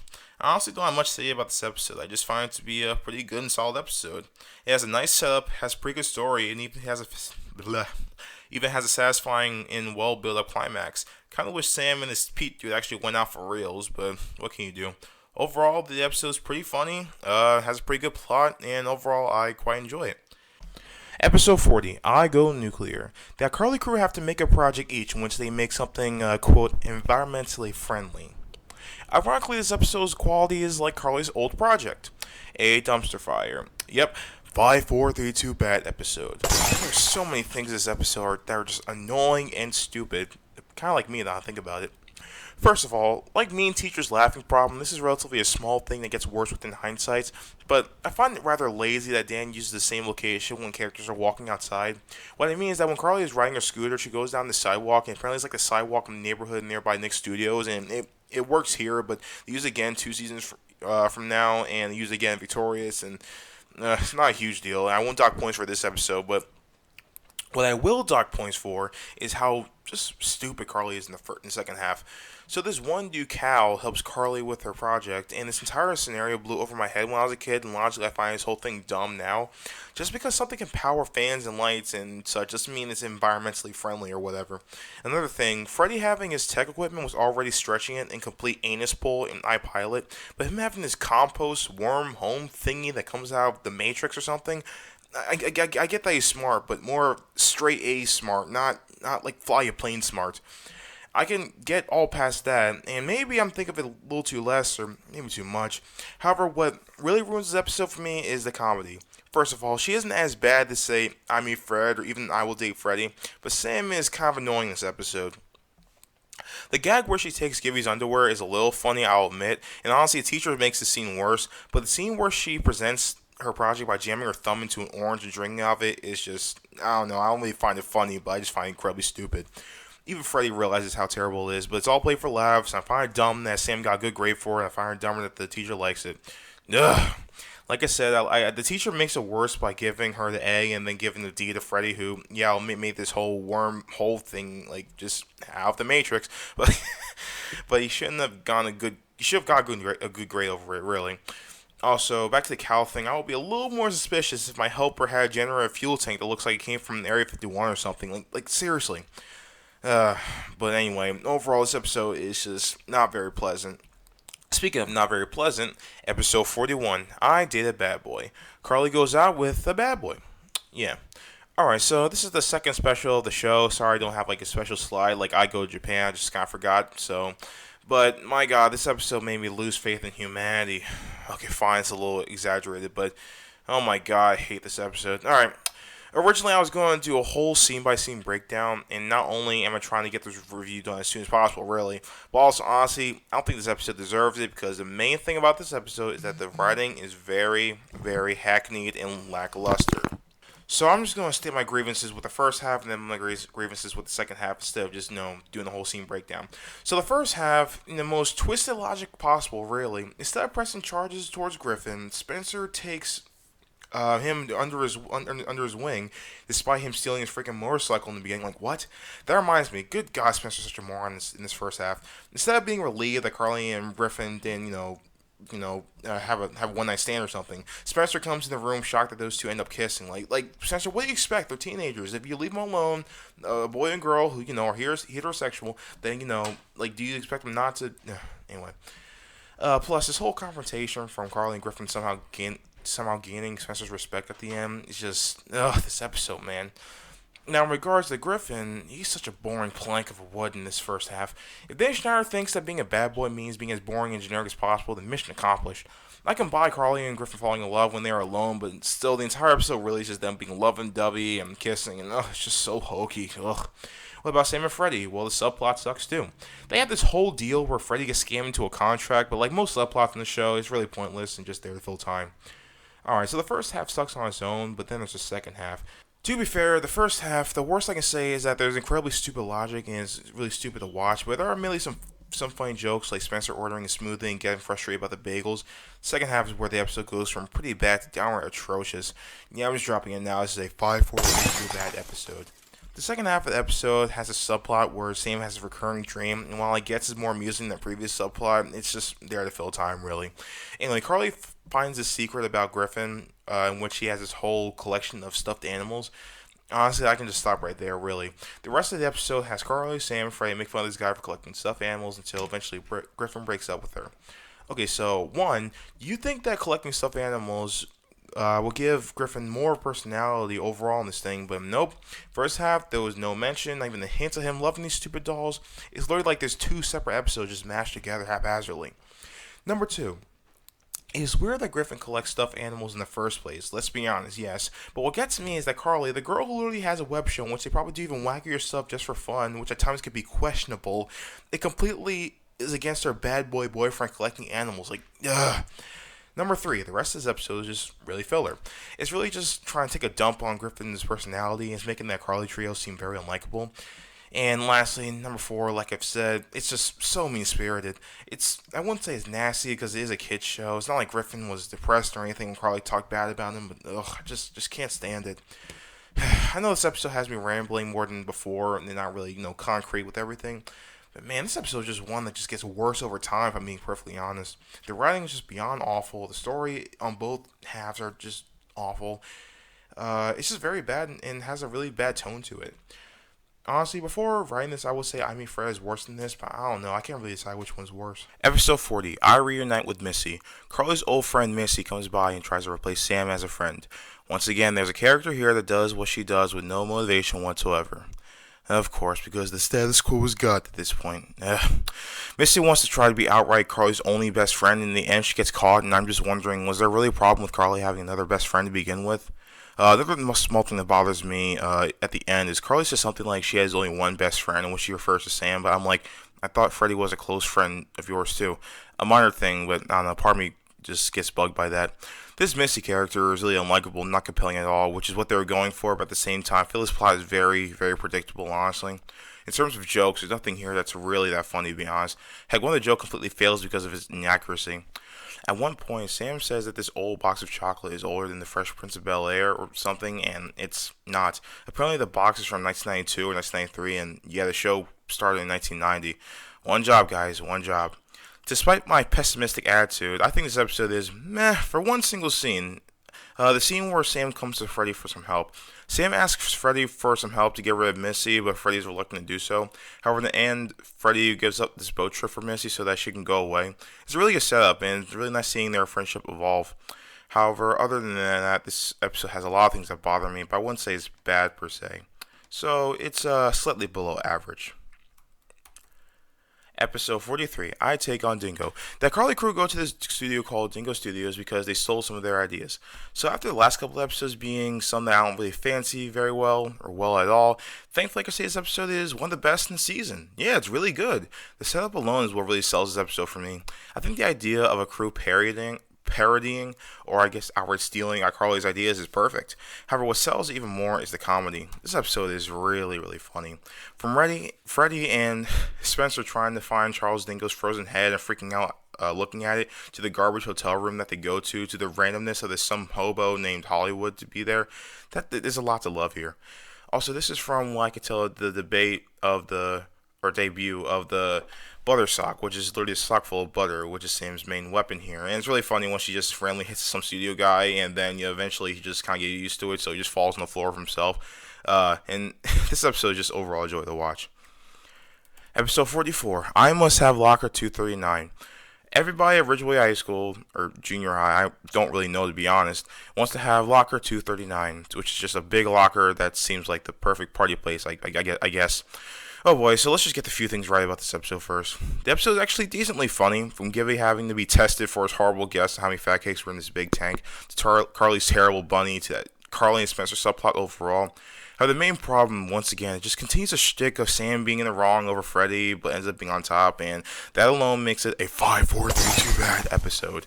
Like, I'm sorry, I just can't stand the shtick every time it's used. It's not funny. It's not really funny when the wrong come up on top at the end. It's just like they did in Drake and Josh, they did it here, they even do it in freaking SpongeBob. It's just never funny. Plus, it's all useless anyway, since the locker just gets destroyed at the end of the episode, and of course Freddy gets in trouble for it. At this point, I'm about to be convinced that Freddy is the post-movie, or first post-movie Squidward of this show, or better yet, a Megward the Wizard. How appropriate that his real name is Fredward too. Whatever. Anyway, jokes aside, this episode is just annoying. I'll admit it was somewhat close to Matt because of the Carly and Spencer subplot, but I don't know. I'm just tired of the same shtick and kind of ruined this episode for me. Episode 45, I Twins. Sam's twin Melanie visit. Oh my God. Sam's twin Melanie visits satellite. Oh, I cannot read. Sam's twin Melanie visits Seattle, but Freddie doesn't think she's real. I'll cut to the chase with this episode. It's actually really good. For once, I really think this episode showcases how much of a really good actress Jeanette McCurdy really is. She does a great job making Sam and Melanie be two different people, but at the same time, not the same people. Or, yeah, they're, oh my God. Two different people, but the same at the same time. Lila. Which I appreciate. There's also some continuity in which when Freddy kisses Melanie and he's still thinking that Sam disguised Freddy references their kiss from a couple episodes ago. I also like the subplot with Carly, Spencer, and Chuck. Carly tutors Chuck but doesn't know about him continuing to torture Spencer. I'm sorry, but that one scene where Chuck outright beats up Spencer, basically like a screaming match in I O U, is one of those only scenes from a show that consistently gives me a good belly laugh. Plus, Carly says... Bleh. Plus, Carly saying Spencer has to work out after finding out is really funny too. There isn't really anything bad about this episode, honestly. It's just a joy to watch, and the comedy really shines here. I guess to talk about how dumb the letter Q is with Carly and Sam at the end is a little bit stupid, but they're kind of self-aware about it, so it's whatever. Overall, I really enjoy this episode. And lastly, episode 46, I Fight Shelby Marks. Finally, the last special of this wholesome season. Anyway, Carly decides to go against this boxer named Shelby Marks in an exhibition fight. Okay, so first of all, way to reuse Victoria Justice when not only did she just finish Joy 101, but she was just getting ready for Victorious. I mean, seriously, is it really that hard to find another actor or whatever?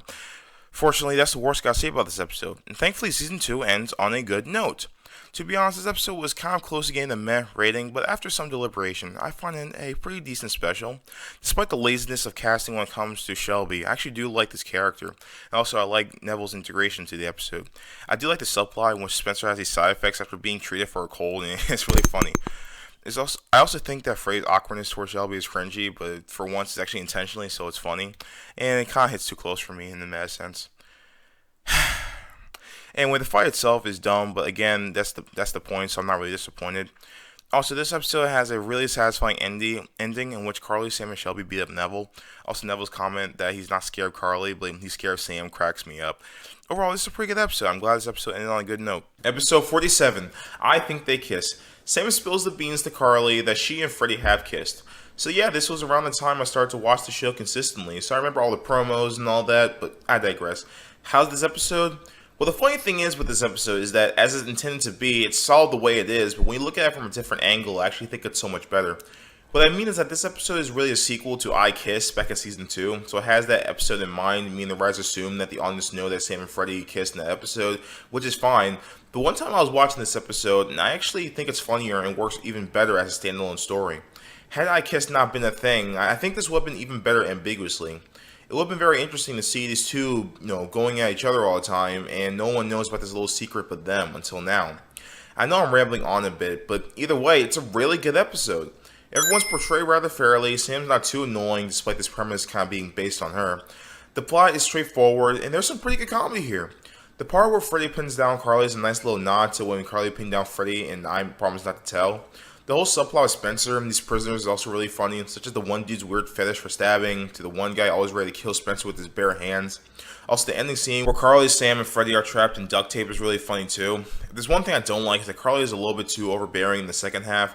I understand she feels hurt that she was left out in something, I get that, but I mean, if I didn't know my two friends kiss, I wouldn't go on a psychotic rampage about it. I know, it's a kid's show, I let many things slide, but it's still kind of distracting.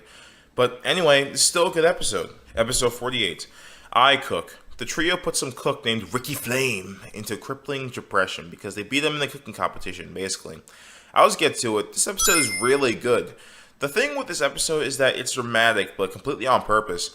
What I mean is that the logic of Ricky Flame really never losing is so over the top, I love it. This man really has this entire career in cooking and really goes into such theatrics over losing to a web show, which is honestly so ironic it's funny. But even disregarding that, the actual humor is really great. With Ricky Flame wrestling kids at the end, don't look too deep into that. To Spencer's subplot, I'll admit that the show hasn't been the best when it comes to subplots, but Spencer's subplot is quite interesting. He has this whole thing where he saw a certain vision in the future where he was electrocuted, and that had him chilling at the groovy smoothie for the entire time, really. And it's wacky, but I like it. It's a change of pace. I really don't have much to say about this episode. It's just overall solid, and there's nothing really wrong with it that I've noticed. It's straightforward, funny, has a good story. What more can you ask for? Episode 49, I Speed Date. This is dance called Girl's Choice at their school, and Carly, Sam, and even Freddie to an extent have trouble getting a date to it. Really is two, maybe three different subplots that are along the same trend, really. Carly has to find a guy to take, hence the speed dating in the middle of it. Sam has to take Gibby, but he refuses, and Freddie has his plot where he goes with this weird chick named Magic Malika. It's hard to really describe the synopsis, but the good news is that this is another freaking good episode. In fact, it's another really great one. The episode is just really funny overall. I think it really works in its advantage. The whole speed dating scene has me dying in my last rewatch, I'll be honest. From this one dude literally just coming out to just make out with Carly, to Freddie literally loving this one dude similar to him, and he's not the generic hot guy. But either way, there are a lot of jokes that land. Two guys not even having the chance to plead their case because Carly and Sam take up most of the time, to Spencer doing these hip swivels. Like, man, there's a lot of jokes that land. In fact, I love this whole subplot with Spencer where he works out in 10 seconds, and it's outright hilarious how pathetic he is with it. I really don't have much to say about this episode. It's just a joy to watch. Episode 50, iCarly Awards. The iCarly gang have this thing called the iCarly Awards, in which they give a trophy to people with weird talents. This episode, despite the whole idea, is kind of basic with its execution, really. All it is just the iCarly gang having an award show, and it's kind of repetitive in the way it's told. That said, I still find it a pretty good episode. The comedy works as Spencer has these supermodels who help him make trophies, and some of the jokes with the awards land, like Carly and Sam interrupting everyone. Plus, there's a nice callback to the first episode where they show weird talents, and that's how it kickstarted everything. Really, I was at first kind of about this episode, but the more I watch it, I enjoy it. Episode 51, I Have My Principles. After appearing on iCarly, Principal Franklin gets fired, and now Mr. Howard and Mrs. Briggs are the new principals of Ridgeway High, or Junior High. Okay, a little tangent. But is it the high or what? Because I thought they were 13 or something in season 1, but they still went to the same school in this season, and whatever. Anyway, I love this episode. Yep, it's another good one. The comedy, I've just said it a million times at this point, is really good. The funny thing with this episode is that it's more of sketch comedy humor, in which is rather random in many ways, which is not bad at all. In fact, it works in this episode's favor. From things like Principal Franklin sitting on fudge balls of all things, to the zaniness of the iCarly web show to begin with, even things like Gibby literally getting detention for being too Gibby, even stuff like Tebow literally putting donuts on a stick, but not through the hole, but through the sides of them. Like, that seriously is just something I would see from Raj from Hell's Kitchen or something. But anyway, this sounds deeper than it is, but I do like the ambiguity of the ending. Not that it's anything complicated or anything, but I like how it's a bit unclear if the plan was a setup, or even Principal Franklin knew about it, or if he was legitimately angry with it. It's hard to explain without watching, but that's something I recommend because this episode is really solid. Episode 52, I Find Lubert's Lost Love. Carly, Sam, and Freddie find one of Lubert's old girlfriends, and they figure that once they get back to... Carly, Sam, and Freddie find one of Lubert's old girlfriends, and they figure that once they get back together, Lubert would be happier. Okay, so I gotta mention that this episode is probably has my favorite subplot due to how incredibly corny it is. You see, Spencer and his little dude Chuck are now elevator watch patrol because there's this outbreak of people losing their TV remotes, but turns out Chuck had them... You see, Spencer and his rival Chuck are now elevator watch patrol because there's this outbreak of people losing their TV remotes, but turns out Chuck was stealing them the whole time. It's nothing too complicated, but the little gags like this one, and, you know, this one dude like having a bunch of fig Newtons, and this one lady who seems a bit neurotic. I don't know, I just like the subplot. How's the rest of this episode? Thankfully, it's also pretty solid. Not saying that Lubert is particularly my favorite side character, but I do find it a little neat that we have an episode about him once, just like in I Heart Lubert. Unlike that episode, which had some funny moments but was overall cringy throughout, this episode is really funny throughout. Probably my favorite joke the whole episode is Martha thinking Carly's hitting on Lubert himself when she's only 15. Let to know the production has some sort of boundaries, at least early in the show. Never mind. I mean, really, the episode doesn't have anything wrong with it, but I guess this episode does tether a bit on the standard side of good, like Drake and Josh season 3 good episodes, which, you know, they're good, but they're rather standard. By the way, a little bit off topic, but I really want to re-review some of the episodes of Drake and Josh season 3. I don't know, I feel like it wasn't really fair to some of them, like the Demonator and the Alien Invasion. I still think they're meh and bad episodes respectively, but only because the Demonator has a rather stale plot, and Alien Invasion is not the quote-unquote Megan on top fodder as I thought it was, but I guess I feel like the plot is kind of dumb. The ending is also really stupid. Anyway, yeah, this episode isn't amazing or anything, but it's a pretty good one. Episode 53, I Move Out. Freddy is tired of his mom, so am I, of always treating him like a child and making him irritated. So he moves out and lives in this attic-like room of the apartment building. God, this episode annoys me. Mrs. Benson has her moments of being funny, like in I Go to Japan, but overall she's rather meh as a side character. However, her overprotective antics here are just over the top and just irritating to watch. I'm sorry, but that opening bit where Freddy has to sit, or has to eat asparagus, where not just Sam, but even Carly antagonizes him, it's just not funny. It just makes me feel bad for Freddy. Yes, they have to set up that she's annoying, but good God, you don't have to annoy the audience too. In fact, I'm going to coin a term right here, right now. I like to call it proper audience emotional translation, or PAET. I sound like an idiot, but basically, you should know how to evenly balance how the audience should feel about a character and how the character within feels. If a character is annoying, the character should be more annoying with the characters within the show rather than the audience. For example, yes, Squidward and others can be annoyed with SpongeBob and Patrick, I get that. But no, in season 6 through 9A, I don't need to rip my hair out from the constant giggling either. But I digress. This is why I can't stand the sadistic humor that often is with Megan from Drake and Josh.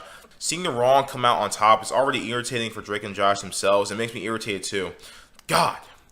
Anyway, back to the episode. There's these two guys who are the villains of the episode named Stuart and Ollie, and really they are alright, but they seem incredibly basic to me. It's amusing they care so much for their cat Harmu, but like I don't know, they don't really interest me that much. There's this implication that they're maybe gay with how quirky they are, and if that's the case, that's fine and cool, but still I don't really care for these guys that much. I don't even think they got proper comeuppance toward the end, really. There are a few funny jokes, like Spencer putting the weird ear vacuum tubes through his nose, and that reference to Pee on Carl from I Want More Viewers, but my god, this episode just sucks. Originally, I was going to be nice and give it a meh rating, but after actually writing the script, I'm going to give it a 5, 4, 3, 2 bad rating. Episode 54, I Quit iCarly. Carly and Sam have a falling out. Really, I should stop there, because honestly, this episode is an expansion of I Don't Want to Fight. Not really the biggest fan of the episode's idea being recycled, but thankfully, in the end, I think it's good. The episode is not amazing or anything. The second half of it is a little bit too melodramatic. I understand why Carly and Sam feel the way they do about the situation. It even sucks that the two other guys they're helping out, Dave and Fleck, are having a falling out too, but it's just so drab. On the positive side, the episode is relatively funny. I do like the climax of the episode where they're on some gray scaffold and Carly's about to fall to her doom. From the hammer almost decapitating Carly and I Want to Stay with Spencer to this, man, she has had a lot of near-death experiences. The subplot of Spencer and Gibby is really funny and wacky, which I do like. In terms of specials, I think this is actually probably on the same level as I Go to Japan, maybe a tad worse, which they're both good but not amazing or anything. Episode 55, I Saved Your Life. Carly starts to be interested in Freddy after he saves her life. God, do I love this episode. Yeah, I'll get to it. This is a good episode. What makes this episode work is that it checks all the boxes for me when it comes to not just an iCarly episode, but a kid's sitcom episode. It has a storyline straightforward, a subplot that doesn't really relate to the main story that much, but it's pretty funny, and overall, it's just really fun to watch. Let me break down the elements here. So firstly, there's a subplot, if I say subplot one more time, I swear to God, where Sam and Spencer are against each other in this paintball game.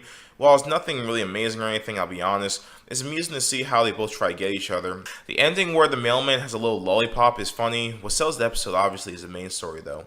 Fun fact, with this episode, I think it was the first iCarly episode I distinctly was very hyped for. In fact, when I was younger, I literally had a calendar. I marked that Monday as the day that episode came out. Since I was younger, I was a huge shipper of Freddy, and needless to say, I was excited for it. While obviously it's nice seeing Carly and Freddy be all mushy with each other when I was younger, as I get older, I appreciate the moral that they're trying to teach here. Don't know exactly how to word it, but basically, it's shown that Carly was really only consumed by Freddy's quote-unquote bravery, and that's what made her into him. However, Freddy knew deep down that it was rather shallow and not actual love, but even Carly doesn't realize it. Yes, it did take Sam to get through to him, but Freddy knew what was up, and that's what I love about this episode. I know I'm not the first one to claim this, but this is exactly what was wrong with I Did a Bad Boy. Carly's shallow then, but that's treated for laughs. Really, I'll probably talk more about the episode in a separate video, but I just like this episode. Episode 56, I Was a Pageant Girl. Carly helps Sam take part in this beauty pageant. Firstly, I should mention that the beginning of the episode is just really awful. There's this point where Spencer's fit a lot of salsa or something, and it's just really gross. But anyway, one cool thing about this episode is that the one dude who's a part of Sam's act is played none other by Lane Napper, the same guy who plays Lane, Alexander, in Victorious. Kind of makes sense too because iCarly season 3 must have started around the time Victorious season 1 started, and that's pretty cool. Alright, that's all the positives. This episode sucks. No, I'm just kidding. This episode actually ain't half bad. It's not the absolute best episode. There are some corny jokes, like the fake boobs joke in the middle of it. but the comedy is fairly alright. There's some nice spectacle with the climax and also the subplot. For now, I'm just gonna say the other plot or plot B or the side plot because subplot gets tiring. With Freddy and Spencer is really funny. Basically, these two are with these two cute girls, their age I should add, and they're playing a Guess Who game as they went to go rock climbing. A little off topic, but I think the girl Freddy's with is kind of cute. But that may be because I'm a sucker for redhead girls. But never mind. Alright, anyway, I will admit this episode was really close to meh, because really it's rather standard, and the episode isn't that much of a joy to watch, if I'm being honest, but it's still a good episode. Episode 57, Iron Rage Gibby. Gibby is irate after he catches Freddy and his girlfriend Tasha making out. Or did they? No, not really. Freddy was catching her from a fall, and Gibby assumed they made out. Fun fact, I used to be, afraid of this episode or something. I don't know why. When I was younger, I was really scared of everything. From Drake's squinting eyes in the pilot episode of Drake and Josh, and me thinking that there was going to be some scary fight or something in this episode. Even dumb stuff to be scared of. I used to be afraid of seeing the BTR episode, Big Time Girlfriend, because I was afraid of James and Logan fighting. Oh god, I got issues. But anyway, I've seen this episode live, and I can say there's nothing really to be worried about. No, instead of being scared, I got puzzled, to put it nicely. This episode, oh my god. Honestly, it's very similar to iPie in many ways, in which everything I like about it, there's something within it that makes me frustrated. It's funny how Gibby being raging bold towards Freddy, while Freddy being so misunderstood in the process. But good god, I hate how Sam keeps enabling him. I get it, it's played for laughs, but seeing Freddy torture here it just gets old really fast. Yes, because Freddy is a bit special. He has to have the odds against him. It's just obnoxious. Thankfully, they don't end up fighting at the end, but my point still stands. The subplot with Spencer supposedly being dead and leveraging off the fact that dead artists/celebrities get more respect and give more money is an interesting one. But geez, the way that Carly and Sam try to join in with this one scene with the rich guy is just so out of character and so corny. Speaking of that, real quick, there's some things in that episode that I just outright dislike. I don't know why, but I feel like Carly is just really flanderized here. She's mostly same as usual, but moments like her wanting to extract money to her making jokes towards Freddy, which is the reason why Gibby's angry at him to begin with. It's I don't know why she seems more passive-aggressive or something in this episode, but it's just really annoying. I hate it. However, on the other hand, the episode is decently funny, I guess. I'm not a fan of Carly being out of character, but I will admit it's a bit funny when she's like, "You killed my brother." While I don't think it's really right for them to make fun of Tasha for liking Gibby, I do find it hilarious on its own. Overall, this episode is meh. I usually don't give meh episodes that much of a bashing, but this is something else. Episode 58, I Space Out. The iCarly trio head up to space! Okay, not really. They're in some simulation of a spacecraft, and they're there, and they're about to be there for a certain amount of time in order to be approved to actually be up in space. This episode is just tragic to me. Why? Because the episode has a really funny and good first half, and a genuinely abysmal second half. The first half actually has a pretty good setup. Some rich guy challenge like Carly and this other web show to see who can do their show in space. This first half has them doing some certain challenges, and it's really amusing. There's some good slapstick here, I'll admit. Plus, I like this whole Spencer plot where he's going insane as his little girl is running around his whole apartment driving him insane. However, the second half is absolutely awful. Basically, when it comes down to it, Carly, Sam, and Freddy stuck in a pod, and there are two things that ruin this episode for me. Firstly, Sam is so freaking abusive to Freddy. I can't stand it. Yes, because Freddy is a bit special. He has to face this abuse. Secondly, Carly's whole tantrum towards the end is absolutely ridiculous. It's so out of character. What is up with these two episodes, this one and the last one, thinking that her being out of character is stimulating? God. Yes, I get it. She's claustrophobic, and her being out of character and going bonkers is the joke. But why? I don't even understand the joke. Why would she get on Sam and Freddy about going nuts? But she does it later. Anyway, because of that, and just because of the terrible second half, really bringing down this episode, I think it's just a really bad episode. It's a 5, 4, 3, 2 bad episode. Episode 59, I Fix a Pop Star. Pop star Ginger Fox needs the iCarly crew to help her direct a new music video. The plot with Spencer and Gibby's mom is pretty funny, actually. The whole scene with Spencer looking like Carly and Gibby's mom looking like, well, Gibby, is really one of the funniest jokes I've seen on the show, actually. However, they can't salvage the fact that the rest of the episode barely is meaningful, to be honest. Let's get the lesser evils out of the way first. The weird tummy rub thing from I Want to Stay with Spencer is briefly done by Carly, and honestly, I know it's Dan Schneider we're talking about here, where he has a questionable lines, but really, what's the point of this? Is this belly rub thing supposed to be a cool hobby that the Shays do? I mean, honestly, can someone explain this to me?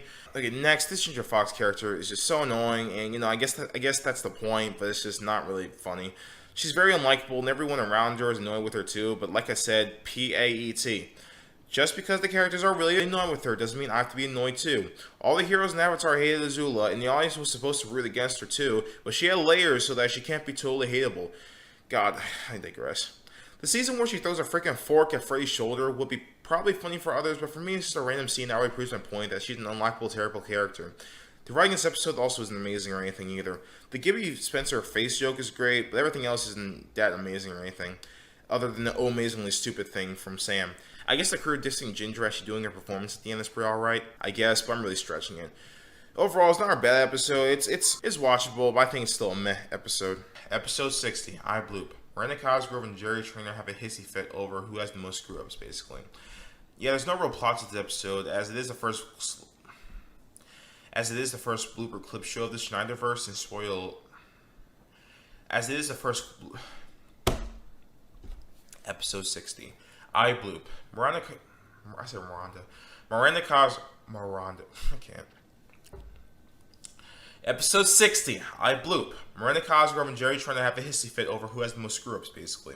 Yeah, there's no real plot to this episode, as it is the first blooper clip show of the Schneiderverse, and spoiler alert, it's the only one that's even remotely half decent. I can say this episode is pretty good.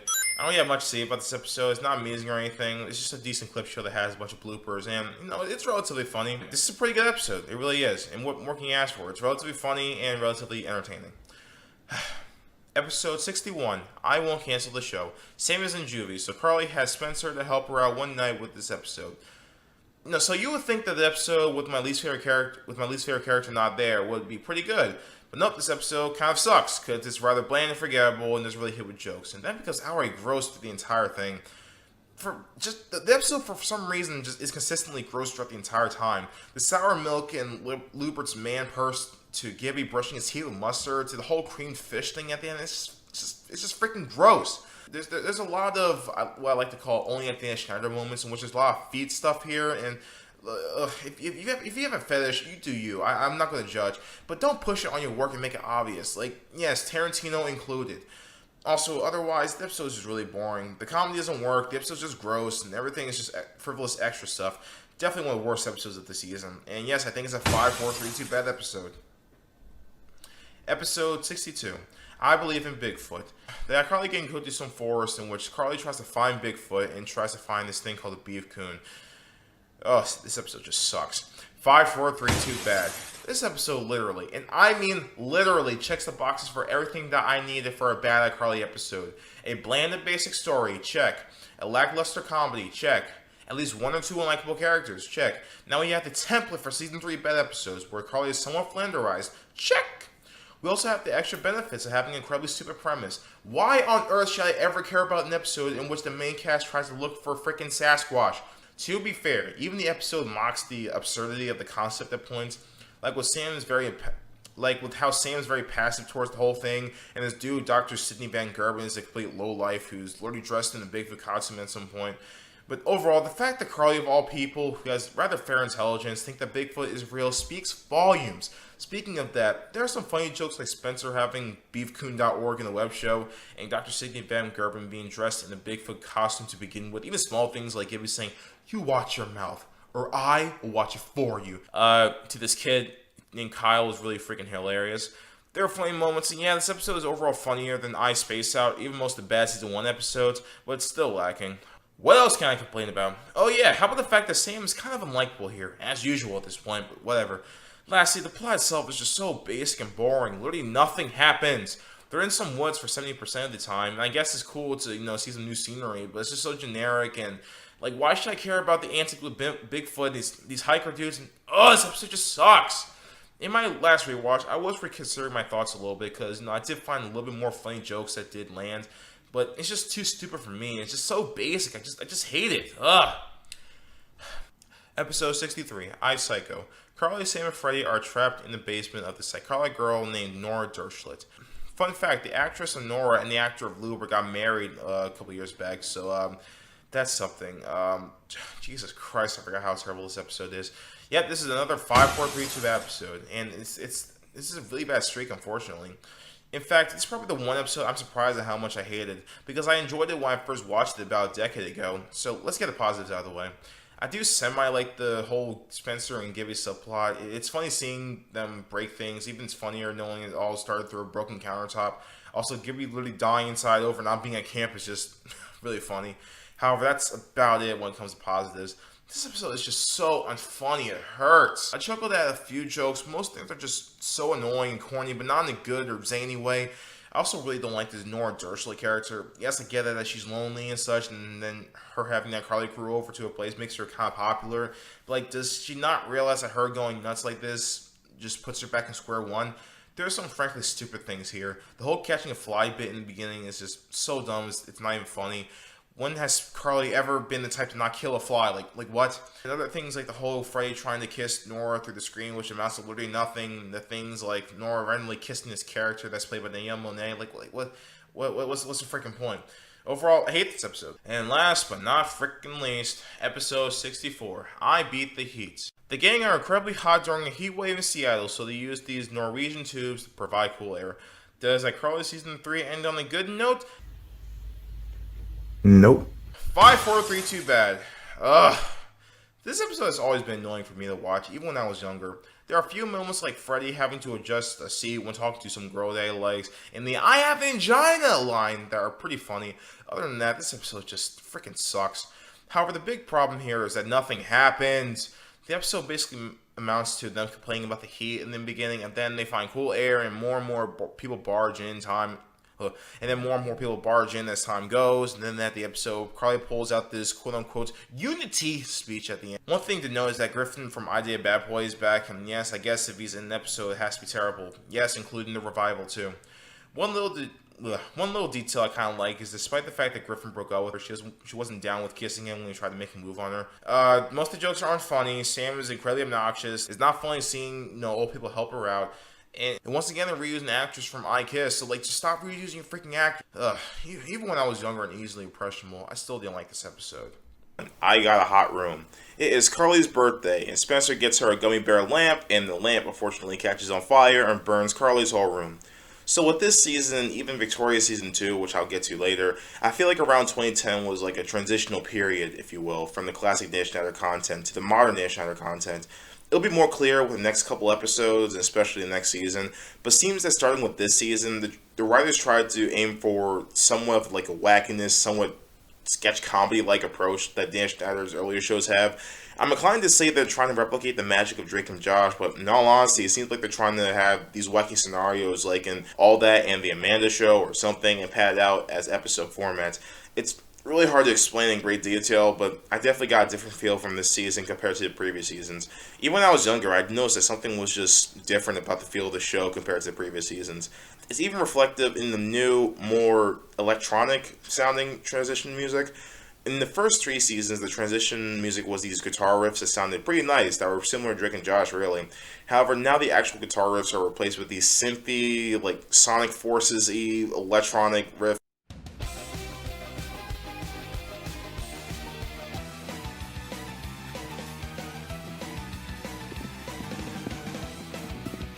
I'm sorry, I never really liked these.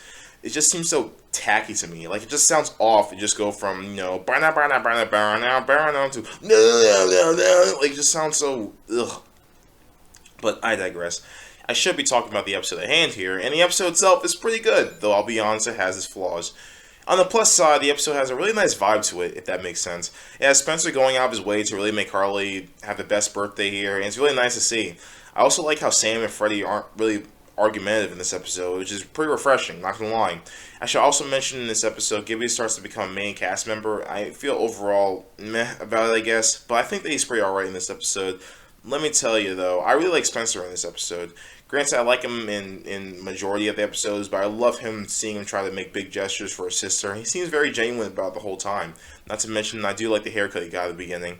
And I love the whole entire exchange at the Groovy Smoothie with Carly and Tebow. I love the part where Spencer was marking attendance of who was there to fix Carly's room, and some audio dude is just like, "I'm Ed!" The episode isn't without its flaws, though. For one, I feel the episode is sort of filler-y in the beginning. The whole scene with Spencer getting his haircut is funny and doesn't bother me too much, but I feel like that if you cut that scene out, then you wouldn't really lose much. I get it, it was supposed to be there to set up the fact that he had his gummy bear lamp or whatever. Did Jerry Trainer just plan to have a haircut and they just had that in the episode? I don't know. Also, again, it doesn't bother me too much, but because I understand now because I'm 18, but the whole insurance check thing goes way too fast, and for a target audience, which is kids and preteens, it can easily fly over kids' heads and be somewhat confusing. However, other than those little things, the episode is really good. It's a great season opener. Episode 66, I, Sam's Mom. Sam moves in with the Shays after she has a bad argument with her mom. Meanwhile, Freddy is in danger because his criminal is out to get him after exposing him for stealing cameras. So Jane Lynch guest stars as Sam's mom, and that's cool, except the episode is not that well written. I'll be honest, the first half of this episode is just painfully unfunny. The whole thing where Spencer is like, why are celebrities underwater on my DVR is funny, but other than that, the whole panties exchange is just not funny at all. Also, just like an I Space Out, seeing Carly act the way she does when she's claustrophobic is just not really funny or amusing at all. On the one hand, I really like the subplot with Freddy's mom, Spencer, and his bodyguard named Gunsmoke. This Gunsmoke dude just literally has it out for Spencer, and it's pretty funny. Also, this dude has some prejudice against guys who drinks lemonade, and it's just so out of pocket that I love it. The Carly, Sam, and Sam's mom main plot isn't terrible. It really isn't, but it's just rather, nah. There are some funny jokes like Sam's mom telling Sam that she sold her pet to foreigners. And I like the reference to Melanie, from iTwins, but everything else is just them being trapped in a stupid box. It reminds me of those mundane Drake and Josh season 4 plots like The Wedding and even Treehouse where they're just stuck in a place and the comedy just goes from there. I wasn't the biggest fan of those episodes either, but at least in those plots it was mildly funny at worst. The episode is meh, but it was sort of close to being good just from the subplot alone. The beginning was funnier, and the main plot had more going on than just arguing and cringy claustrophobia. It would have been pretty good. If it came on TV, I'd probably watch it, but I don't think it's really anything amazing or anything really good. Episode 67, I Get Pranky. Spencer gets pranky and pulls pranks on the entire iCarly gang. This episode is rather iconic to fans, mainly for this corny pop song during some montage in the middle of it. But barring the montage in the middle of it, I say that this episode is pretty good. The only gripe is this scene where Sam electrocutes Freddy with a pen, and the fact that Sam seems kind of callous about it. It's going to be delved more in the next season, or next episode, but let me tell you that this season, they for some reason turned Sam from a troublemaker to an outright sociopath, and I just think it's just flenderization. She definitely has issues, it's been established before, but they should never go this far. Also, there's this line where Sam says, if I didn't have a little crush on you, you'd get this butt kick to your face bit, or something along those lines. And at first I thought it was an incredibly stupid line because I hate how the writers seem to ship everyone in the show. But then I heard that Jeanette McCurdy apparently had a crush on Jerry Trainer during season 1, and they were mocking that, and admittedly that's funny to know. Anyway, as for the rest of this episode, it's incredibly funny. All the gags Spencer pulls on the gang are hilarious. My favorite was him just taking Freddy's gear and then it just comes out dancing shirtless while it's just really weird, and I just love it. There's some stupid moments with this episode, however. I don't think that pranking is something that you should be peer pressured to doing. I get it, it's a joke, but I mean, it's not like it's kissing or sex or whatever where it actually means something when you do the first time. So the way that this all kickstarted was just kind of stupid. Also, like I said before, where Sam just nonchalantly electrocutes Freddy and makes him unconscious just really rubs me the wrong way. I think it's because Sam, or Jeanette McCurdy for that matter, has a smug grin on her face after it, but I don't know, I just hate that part. Also, the ending of this episode, I both like and dislike. It's funny seeing Spencer getting beaten up by his high school peers, but the way they just run away is just incredibly sloppy. I don't know what's up with Dan Schneider, but his whole having abrupt endings like this, it plagues his next couple shows, and it just makes it so grating, but I digress. The episode isn't amazing or anything, but overall this episode is a joy to watch.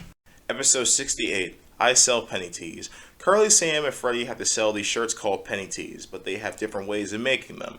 This is one of the more infamous episodes of the show, and yeah, I can totally see why.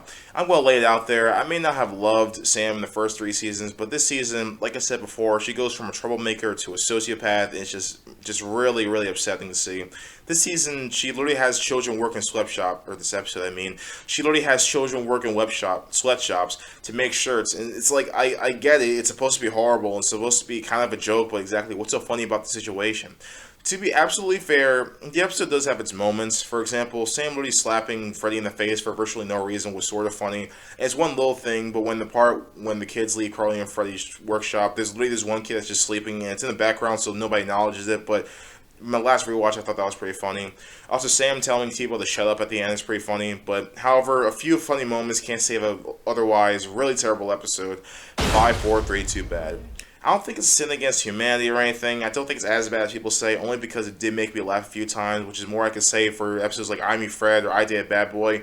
or even terrible episodes of season 3 like I Beat the Heat. But even still, man, Sam is just beyond out of character here. She has been in juvie. That's the worst it should be for her. Not this whole 1920s child labor stuff. It's just so unpleasant to watch. To elaborate more onto why I don't hate this episode as much as others do, well, for one, it's not yet another sadism plot where the wrong comes out on top in one way or another. Sam is clearly the antagonist in this episode, and for once she gets called out on it, and ultimately her plan fails. Granted, her main goal was to make shirts. It's not like she was maliciously having children work for her, but still, what she did was awful, and she at least, got some consequences over. She got some comeuppance for it. Secondly, the episode, like I said, does have its funny moments, like Sam slapping Freddy, the one dude sleeping, and Sam shut up at T-Bo at the end. Even little things, like a literal toothbrush being in the one kid's sandwich and Sam's callous remark to it. Again, it all comes with a caveat in which the episode is really not that funny, and even though Sam is clearly the antagonist here, her comeuppance isn't really that much, as the kids just leave on their own. It's not like anyone other than Carly and Freddy knew about this, so that reminds me, why didn't any of the parents confront Sam about this? Bah! Overall, yeah, it's a really bad episode, and it completely flanderizes Sam. Episode 69, haha. I Do. Carly, Sam, Freddie, and Spencer go to Wisconsin for the wedding of some iCarly fan. This episode really goes out of its way to be terrible. 5, 4, 3, too bad. There's not really a big lingering problem in this episode that ruins it, like the nastiness of I Me Fred, the sheer stupidity of I Believe in Bigfoot, or even I Psycho, or even the lack of meaningful content like I Stake Out. No, it's a lot, and I mean a lot of little things that just munch away anything good from it. So the people getting married are these two iCarly fans, Gordon and Jody, in which, they're both iCarly fans, and Gordon proposes to Jody on iCarly, and it basically gets the ball rolling. The story itself actually isn't too bad. It's straightforward and makes sense, but good God, everything about this is just wrong and stupid. I can sort of understand why Jody would be into Spencer, because he's charismatic and a nice guy and whatnot, but I can't imagine how heartbreaking and embarrassing it would be for Gordon. I mean, it's been supposedly years of them dating. He proposed, and then for some reason his whole family gets mad at the iCarly crew instead of, Jody for basically emotionally cheating on him. It's so stupid. There are a few funny moments, like Gibby dressed as a bear instead of a ring bearer, and the Gibby plot where he goes through all this stuff trying to get a dollar that's stuck in the tree, and then some old lady gets involved. It's pretty alright, I guess, but that's about it. The thing with the humor in this episode is that, unlike other bad episodes, the comedy actively tries way too fucking hard to be funny, and it all comes off as very mean-spirited and very spiteful. There's this guy named Jeb, who's Gordon's brother or cousin, I don't really care. He's mean to Freddy because he was supposed to be his best man, but he doesn't appear for too long, but the 2 times he is there, I just can't stand him. Maybe it's because I'm so sick of people treating Freddy like garbage in these shows, but yeah, I just hate this guy. Yeah, this is other running gag where Sam is just eating off this platter of fish sticks, and it's just whatever. I mean, it's not funny, but it's par for the course for the character for me. But then she makes this offhand comment about Spencer's butt that just comes off as very sexual, harassy, and I get it. It's a joke, supposedly, but it's just so dumb and not funny and just really off-putting. To make it worse, Spencer goes on and on and on about his butt, and it's just painfully unfunny. I think they're trying to go for sketch humor once again, and they just did an absolutely terrible job at it. Sketch humor doesn't work if you're literally doing the same gag over and over. And lastly, there's a song at the end called Shakespeare that in the show was written by Gordon, but in reality is actually a song by Miranda Cosgrove. And while I don't really care for Miranda Cosgrove as a singer that much, I think the song itself is alright. I really don't listen to it outside of the show, but I guess it's one of the better things in this episode, which is not saying much because the song itself is not that great. So, needless to say, this episode is just awful all around. Episode 70, I Start a Fan War. Carly, Sam, Freddy, and Spencer go to Webicon, in which they come across a bunch of fans that either ship Sam and Freddy, aka Seti, or Carly and Freddy, aka Creddy. But what about Carly and Sam? I guess Nick wouldn't allow it. Shut up. Ironically, this is one of the few episodes that has actually gotten better for me as I watch it more. Like, I'll get straight to it. I think this is a pretty good episode. I wouldn't do a scene-by-scene breakdown like I usually do for the specials, but I'll just sort of skid through the plot. The beginning of this episode, in all honesty, is just really bad and gave me a very bad first impression in my last rewatch. It's just Carly crushing over generic skinny white guy number 35. I just feel the dialogue is just very bland and forced here. Eventually, Carly video chats with them, and they plan to hang out sometime soon, and he surprises her at Webicon. Or Webicon, whatever it freaking is. Carly, Sam, and Freddy go to Webicon to have an event for Carly fans. But Spencer goes as well to go to some video game convention in which he and a bunch of others are cosplaying as these characters in the RPG. The fans start asking the three about their love life, and that's when the whole Creddy versus Seti fan war starts to happen. The generic skinny white guy number 35 starts getting jealous over the whole cruddy thing and leaves. Carly tries to affirm that this is a dating show, yada yada yada. Not to mention, Gibby tries to attend WebiCon too, but his grandpa takes forever to get there, and it's a little side story that doesn't really involve much. Why didn't Gibby just tag along with the crew? I have no clue, but whatever, Muppets.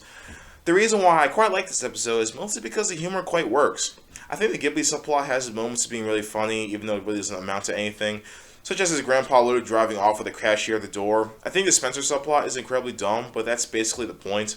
But what I like about this is that it's a parody, but this seem very spiteful. A lot of times with nerd stuff in Dash Schneider, it comes off as very spiteful. Maybe that's why I hated Sam's little rant and I staged an intervention at first, but no, it's just cosplay and it's over dramatic, but it's totally the point. The plot also gets brownie points for having Jack Black as a guest star, and honestly, this episode made me realize that that dude is one talented guy. He's not just a very good actor, he's a very good voice actor, and in this episode, he's a really good singer. As for the main plot, there are some good little quips in there as well, like Craig and Eric and Gavin, of all people, being in the audience, from Drake and Josh. Even though, according to I Get Pranky, Drake and Josh is a show within the iCarly universe, so I don't get how this canonically makes sense, but whatever.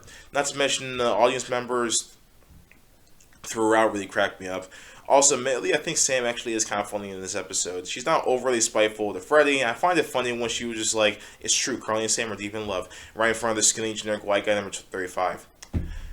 This episode does have flaws, though, however. For one, for every good joke, there are some other dumb little things, like how when Carly was talking about looking into Freddy's black hat at one point, it's hard to explain, but the way that's set up, it just starts out kind of funny, but then Carly's line just makes it incredibly stupid. I don't know. I like the song that Spencer and Jack Black sing, but some of the lyrics are are a little bit too corny for me. And once again, it's just another episode that has a really abrupt ending, and it just doesn't feel satisfying at all.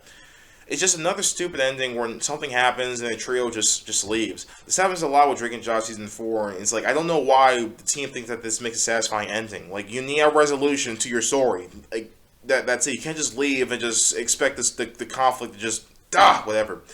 What gets me is that Carly makes this nice speech, but it's just completely nullified by the fans going at it. For these reasons, plus the really awful beginning, I think the episode isn't great, or really that good, to tell you the truth, but it's a joy to watch. Episode 71, I Hire an Idiot. The iCarly crew fight over their new intern. This is another infamous episode where, it's not universally hated like I Meet Fred, but I've seen people voice complaints over it through YouTube comments, and even on Reddit, and personally, I think it's meh. Why is that? Because finally, Freddy doesn't get his way in something, but he actually does something to combat it. What I mean is that Carly and Sam are basically swooning over this guy named Court who's good in intention, but dangerously stupid. And honestly, that by itself gets incredibly grating. I don't know if it's the way it's presented or even just the acting, but the constant swooning that these two do over him is just really annoying. I get it, they're teenage girls and they will like who they like, but it's just cartoonish and way too over the top, and it's not funny at all. It's just incredibly dumb.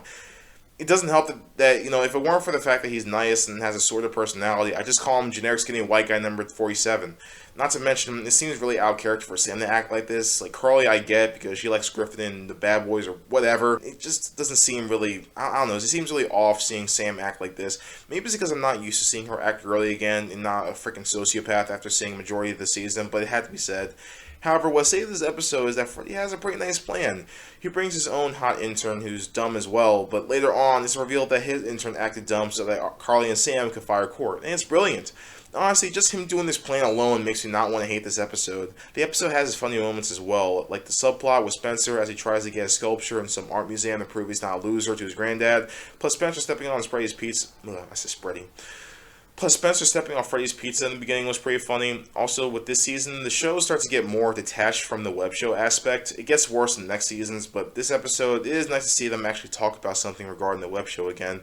The episode isn't good at all. The constant swooning that Carly and Sam do gets really grating really fast. Now, I honestly don't know why the writers thought this would be appealing to watch, and the comedy itself isn't really that good. Not to mention, for this episode, and this episode only, it continues more of that stupid Snyder slang with this word called scutter that Sam and Spencer both say at some point, and it's dumb and unfunny, but it's whatever.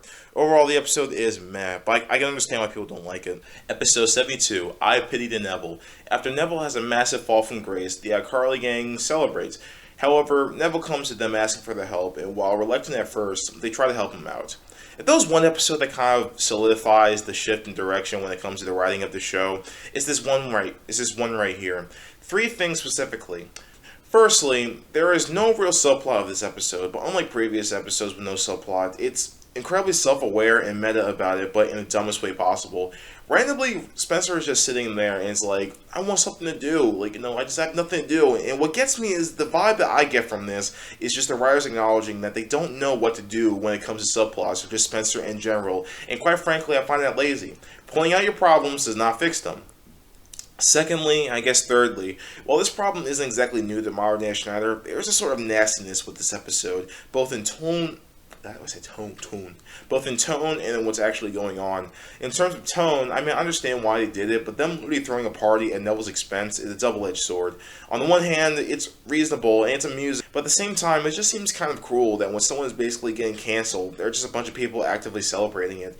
Now, when it comes to what actually happens, this is one gross scene where Neville drinks out of a shoe to prove his innocence, and it's just nasty, especially when he finds a dead cricket in it. Gross out can be whatever, but just for future writers out there, just please don't push it. At worst, the gross out can be literally enough to destroy an episode. Spoiler warning now, there's this one episode in Season 2 of Hammer Danger in which the gross out in the beginning is so revolting that it automatically makes it one of the worst episodes I've ever seen from the show. But I digress. Other than those moments of stupidity, I think the episode is just fine. Despite how meta they treat it, I do like the fact that the story is straightforward and there is no obtuse subplot. The whole werewolf gag with Freddy is not the peak of comedy or anything, but it's amusing.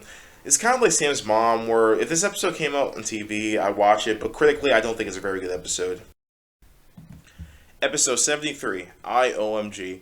The iCarly gang are in school for this all-night lockdown to get some projects done. Carly and Gibby are doing these, and I quote, tests with Spencer, and Sam, Freddy, and this guy from I Hire an Idiot named Brad work on this project, which is supposed to be technology that detects someone's mood from afar. I don't know how it works, but magic. Alright, I'll just get straight to the point. This episode sucks, but not for the reason that you think. So the reason it's called IOMG is because at the end it's revealed that Sam has feelings for Freddy as she goes in for a kiss, which Carly watches in the background. Honestly, the plots with Sam, Freddy, and Brad is alright. The show does a pretty good job making it obvious that Sam loves Brad, but not entirely out of the question that she likes Freddy instead. Nothing is really that funny, but at least it's competently written. No, what makes this episode just annoying is just the god-awful Carly, Spencer, and Gibby plot. Carly and Gibby just trap Spencer in some big box and let the horrible, tasteless sadism humor commence, because literally all they do is just torture Spencer in this big box. I don't know. I don't really understand what the project is. Like, common fucking sense is that they all get pain from being electrocuted or when the music is too loud. Like, none of this is funny. I could just figure this out from the get-go. None of this is funny. None of this makes sense. It's just terrible, sadistic humor that ruins the episode for me. It wouldn't be as bad if it had an actual ending, but it wouldn't be so bad if it had an actual ending to it, but it doesn't. Despite how iconic the kiss is at the end, the episode has absolutely no resolution, and none of the loose ends are tied. Granted, part of that is not this episode's fault, it's just the future episodes doing a terrible job of storytelling, but even still, Brad's never seen it again, the projects are never mentioned, the story is just really bad around this part. So, it kickstarts the city arc, and yeah, we're going to go into that dreadful territory, but yeah, this episode is really terrible. 5, 4, 3, too bad. Episode 74, I Party with Victorious. The iCarly gang and the Victorious gang crossover. I'm not going to do a scene-by-scene breakdown for this video because that take up half the review, because this is today one of, if not the longest episode of Schneider's Bakery shows. The extended, unedited cut of the episode is literally more than an hour, and it's on Paramount Plus, so enjoy that if you want to, except you're not going to because, well, this episode is another episode that a lot of people remember and overall like. Heck, there are some episodes who don't even care about iCarly or Victoria's or whatever and enjoy the crossover. But quite frankly, I absolutely disagree because this is a terrible crossover. Yep, 5, 4, 3, too bad. The biggest problem I have with I Party with Victoria's is that despite being a crossover, and a long, long one at that, there is barely any interaction at all with the iCarly characters and the Victoria's characters. Honestly, how do you screw this up? Literally, the main appeal of crossovers is seeing the characters from different universes interact in some way or another, but But other than Tori interacting with the iCarly gang towards the end of it and the Leave It All to Shine song at the end, there's barely any crossing over whatsoever. The song at the end is cool and easily the best part of it, but even still, that's just something basic you gotta do in episodes like that. Secondly, like I said before, this episode goes on for way too long. Obviously, I don't have a problem with movies or whatever, even hour-long episodes by themselves, but it's just a bunch of useless, poorly written fluff that just fills in the whole entire hour and a half. To be fair, there are a few jokes in there that make me laugh, like Spencer's book club meeting, and I know this is kind of crossing over to Victoria's territory, but Andrew trying to keep up the panda and whatnot, but the comedy itself is just not up to par. Granted, it's not really saying much because the comedy this season has been that great to begin with, but I digress. Kenan Thompson is in this episode, and that's cool, I guess, but other than that, in the song at the end, there's almost nothing that I really like. I think the storytelling is just incredibly subpar, and you'd think that a crossover of these shows would be amazing, but it just outright sucks. I do plan to do like an actual review, like an outright separate video for this special one day, but just know now that the story sucks, the comedy sucks, it's padded out way too long, and I just don't like this episode at all. Episode 75, I Lost My Mind. Continuing on with the dreaded drink water. Episode 75, I Lost My Mind.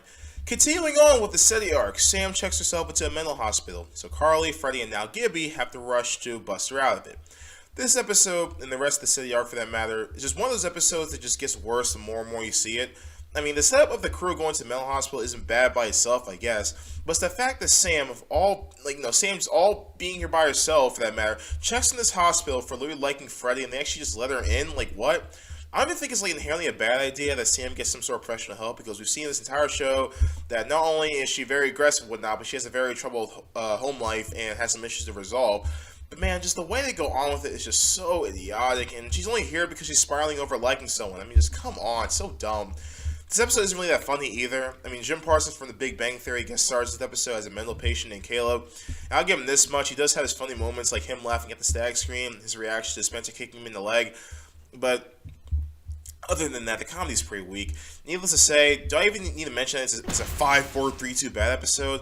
I really don't know what else to say that hasn't been said a million times already before about this arc. It's not funny, the actual scenario is incredibly stupid, it just missed potential.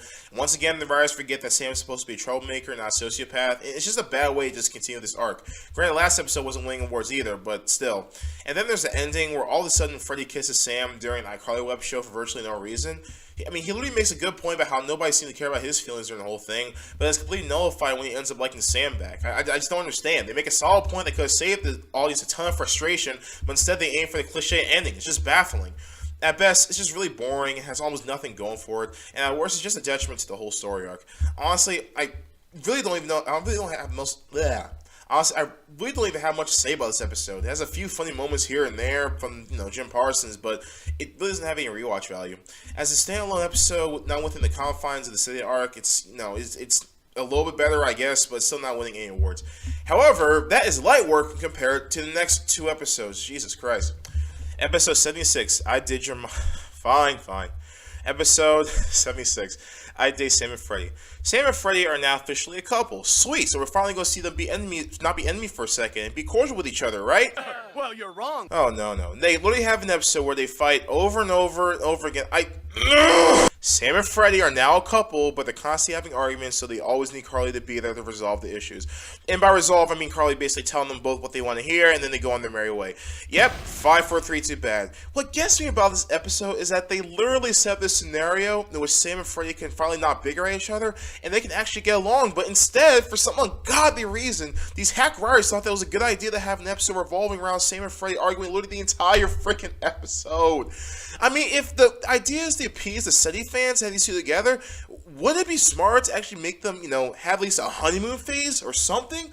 And the main problem here is the episode is so repetitive. The entire episode is just Sam and Freddie going back and forth with different problems, then Carly to the rescue. Like, what is the point? If these writers were smart, they would have it be just one central conflict, or at the very least, have it as a subplot or just something else other than this. Heck, I don't know why they didn't do this in the first freaking place, but why didn't the city arc just be a side thing in the background, not the main focus of the 3 episodes or so?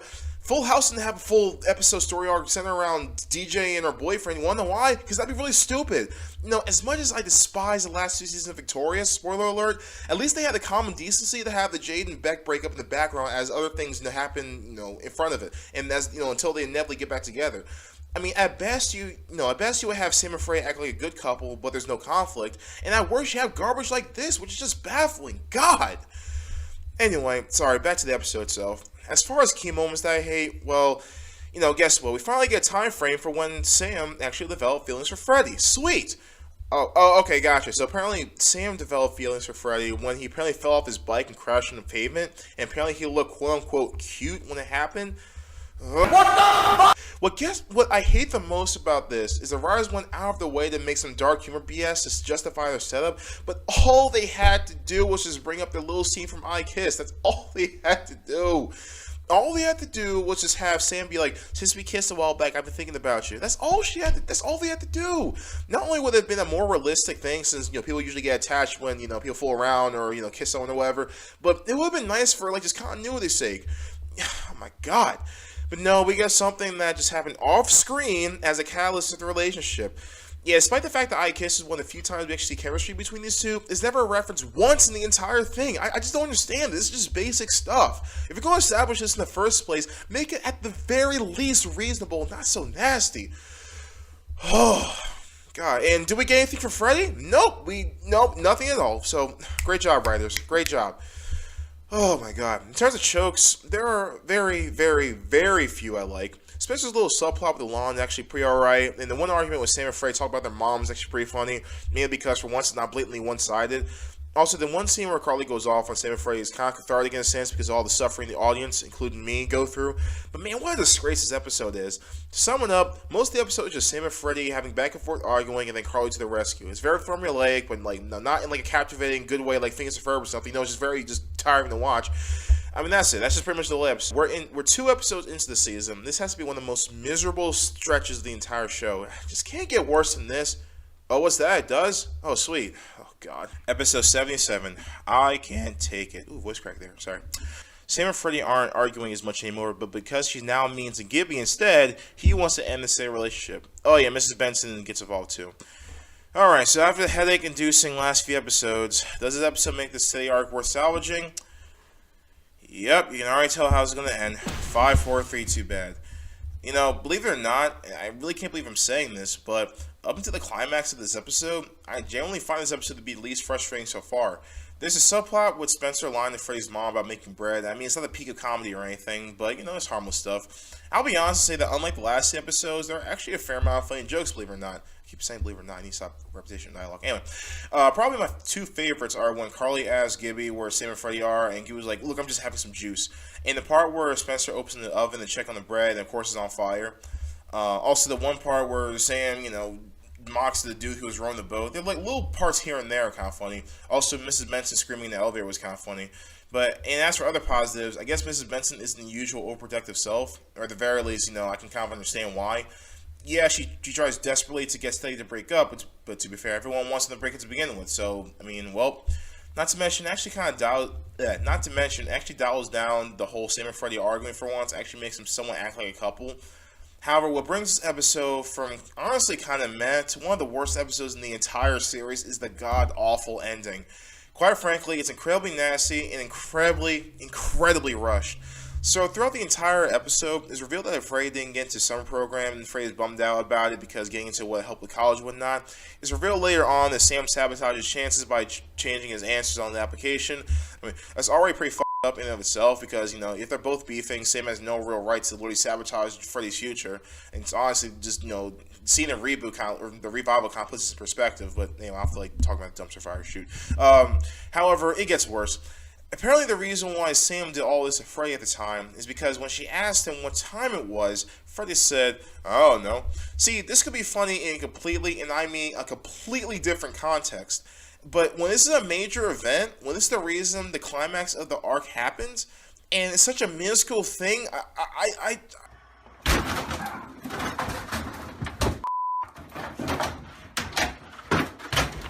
Carly sees this whole thing go down from downstairs, so she goes upstairs and tells Freddie not to break up with her. Mind you, Carly's feeling guilty about all this, but even still, the fact this comes up at the very, very end, and Freddie's just basically forced to being with Sam is just inexcusable. Yes, Freddie, of course stay with your messed up girlfriend. Stay with her, even though she sabotaged your future. Just do it. Just do it. I sound like Pie Guy rules, whatever. And how's the conflict? Yeah. And how's the conflict with conflict. How is the conflict with Gibby solved? Silly you for worrying about that. At the end, Gibby just randomly turns against Mrs. Benson and roots for Sam and Freddie. Did the writers forget that all Gibby wanted to do was just stop getting bullied by... Bleh. Did the writers forget that all Gibby wanted to do was just stop getting bullied by Sam? All they had to do was just have Sam tell him that she would stop bullying him. Why is this so poorly written? Oh my god.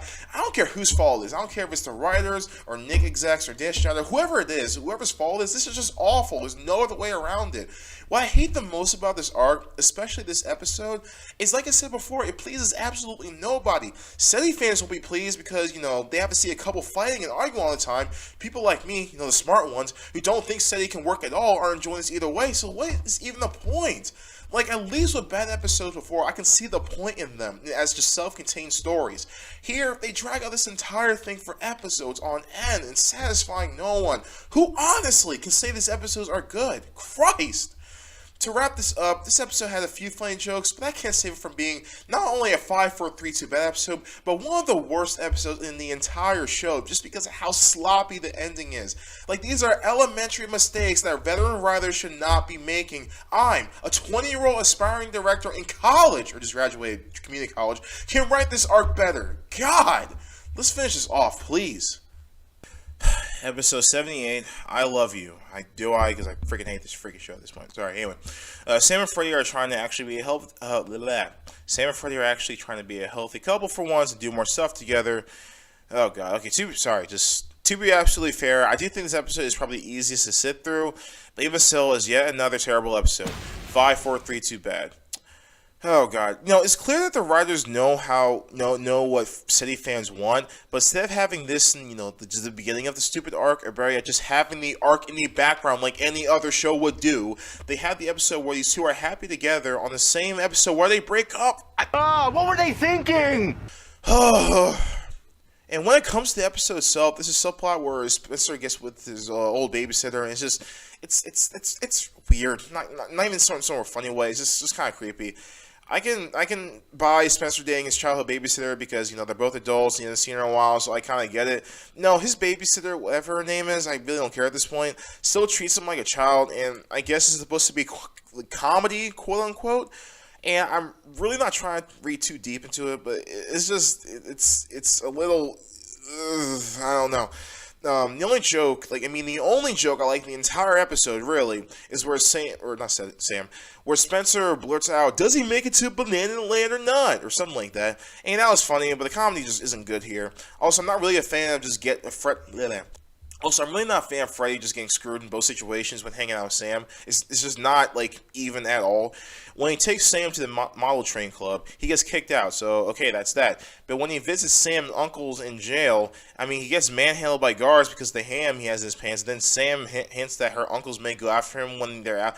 It's just safe to assume her uncles didn't go out to get him since, the rival, but it's still just incredibly nasty and the tone of the show, man. Ugh.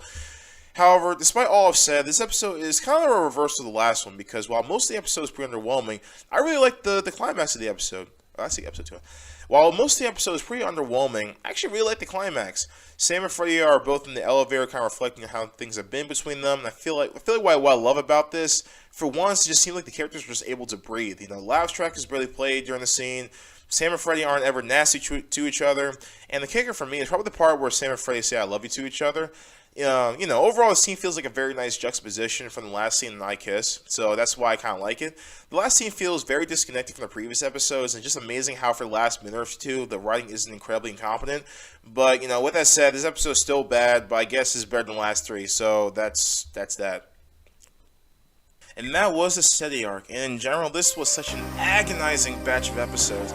I really don't know if it's Nick that asked for this, or if the writers were just under a tight schedule, or it's just they're getting lazy or something. But honestly, these are easily some of the worst episodes in the entire Schneider's Bakery lineup. I usually don't like the fake anger in this stuff, but honest to God, like, just the more I think about these episodes, just the more they're just awful. There's this nastiness to it. The storytelling is really bad, and it just pleases nobody. Just like there's no point to this thing other than maybe a few funny jokes here and there in the ending scene of the last episode. But there's just nothing going for it otherwise. So God, it's just hopefully the season gets better from here, because overall this is a really, really terrible start. Episode 79, IQ. Carly meets generic skinny white dude number 87 named Jefferson. Fine.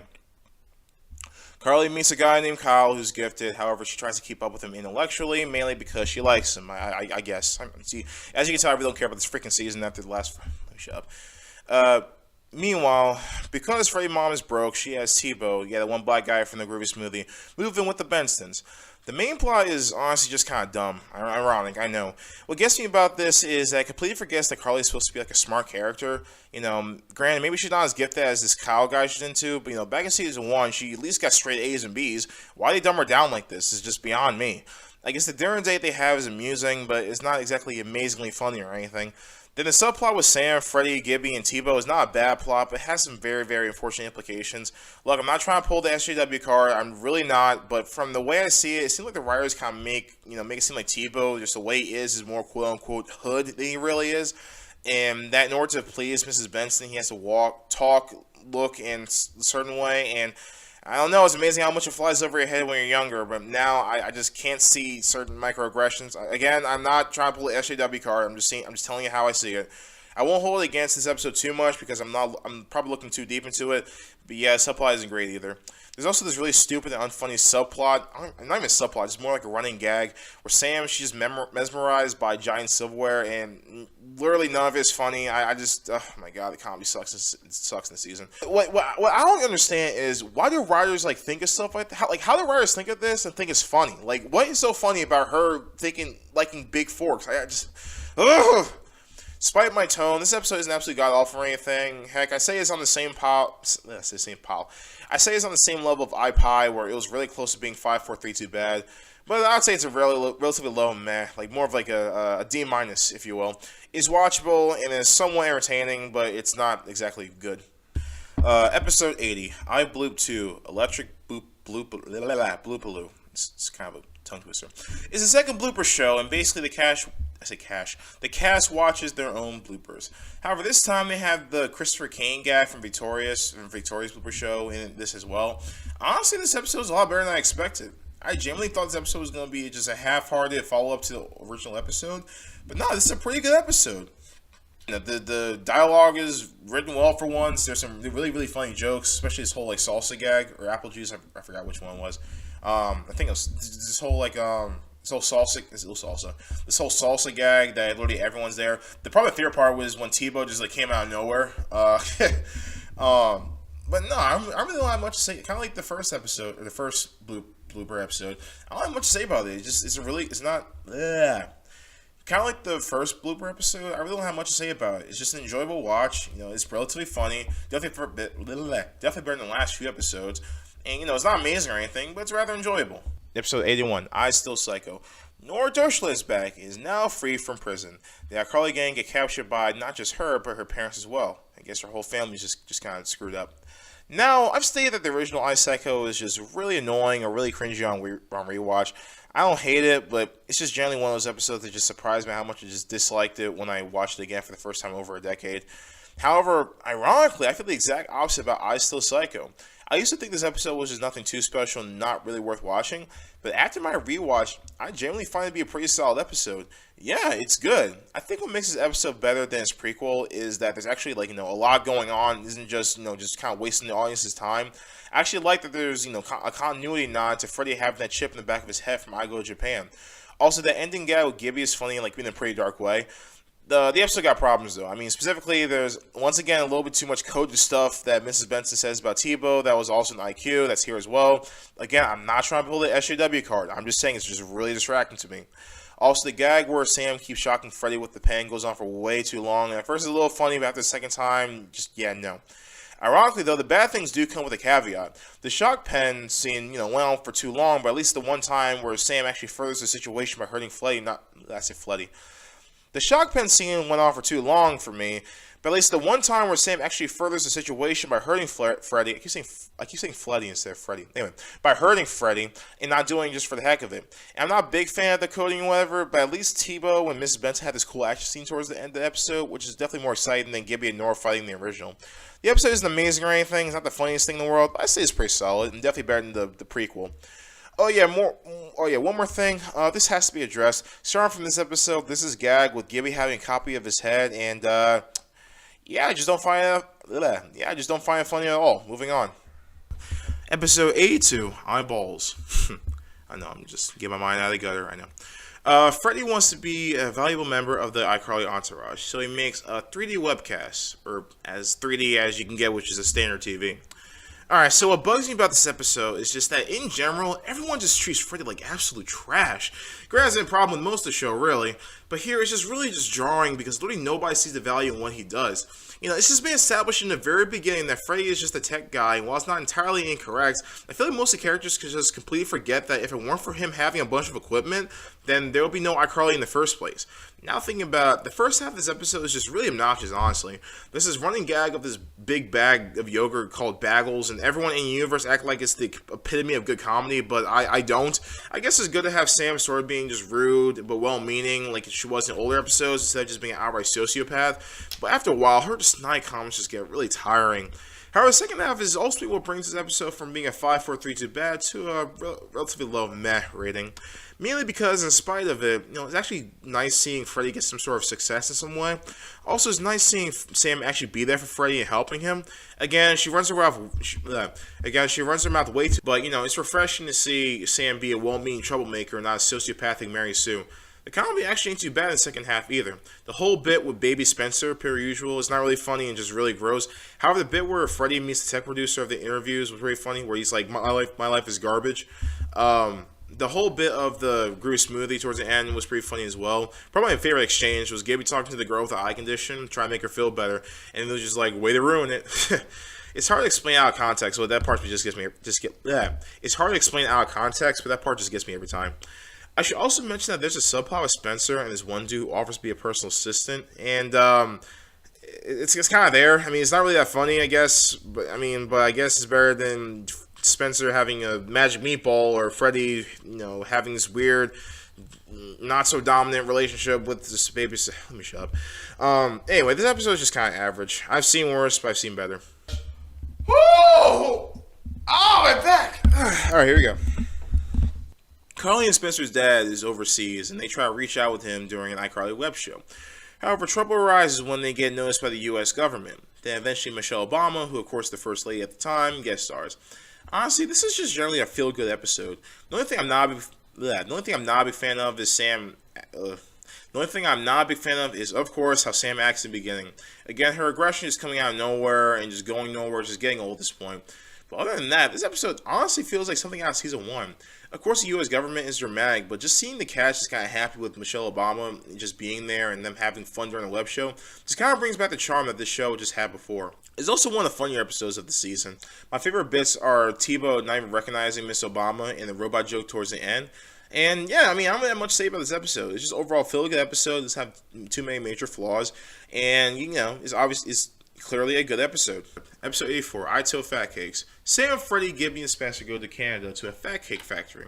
However, trouble arises when they are unable to get back to the USA. This episode is just one of those episodes that's just not even god-awful, but it's just insulting to the audience. This episode is just one of those episodes where it's just not even god-awful, but it's just so insulting to the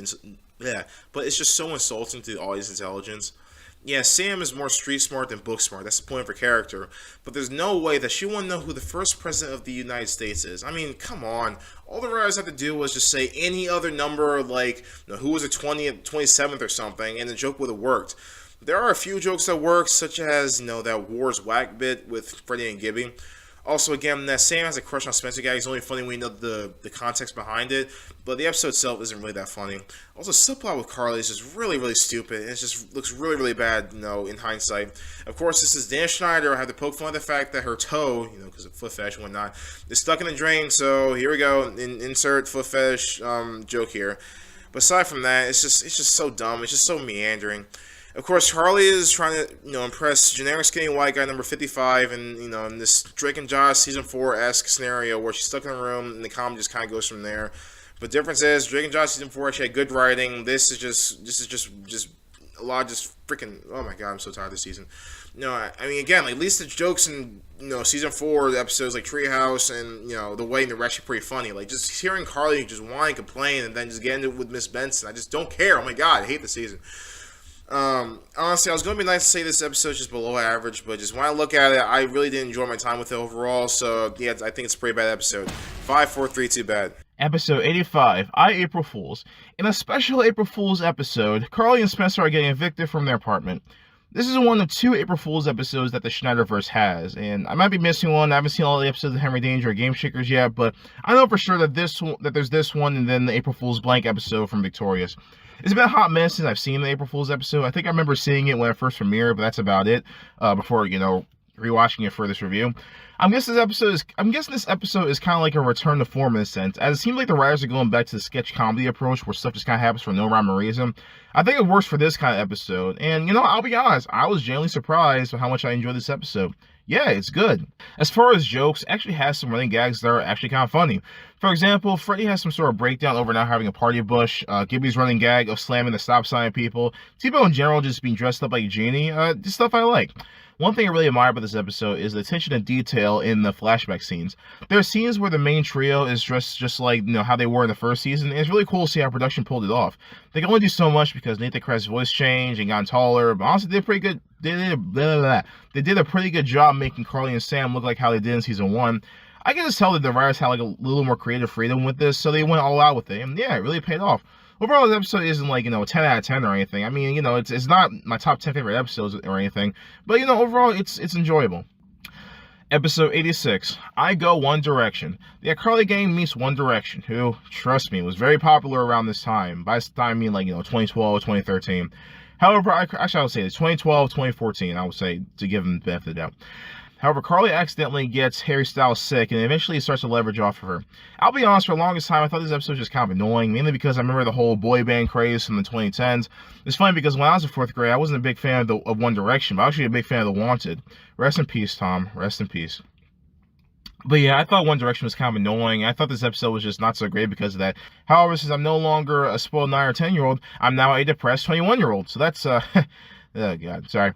On its own, I find this episode to be pretty good, actually. It's not amazing. There's some things that are just kind of annoying. The gag in the beginning where Carly and Spencer return to Mexico and everyone's at their apartment is pretty funny, but maybe I'm just nitpicking here, but why is Carly sick from some made-up disease called jungle worms? I mean, she's sick to her stomach, she vomits a lot, she has chills, she might as well have the flu. I mean, I will say COVID, but, this is 2012, so we're, 8 years before the mark.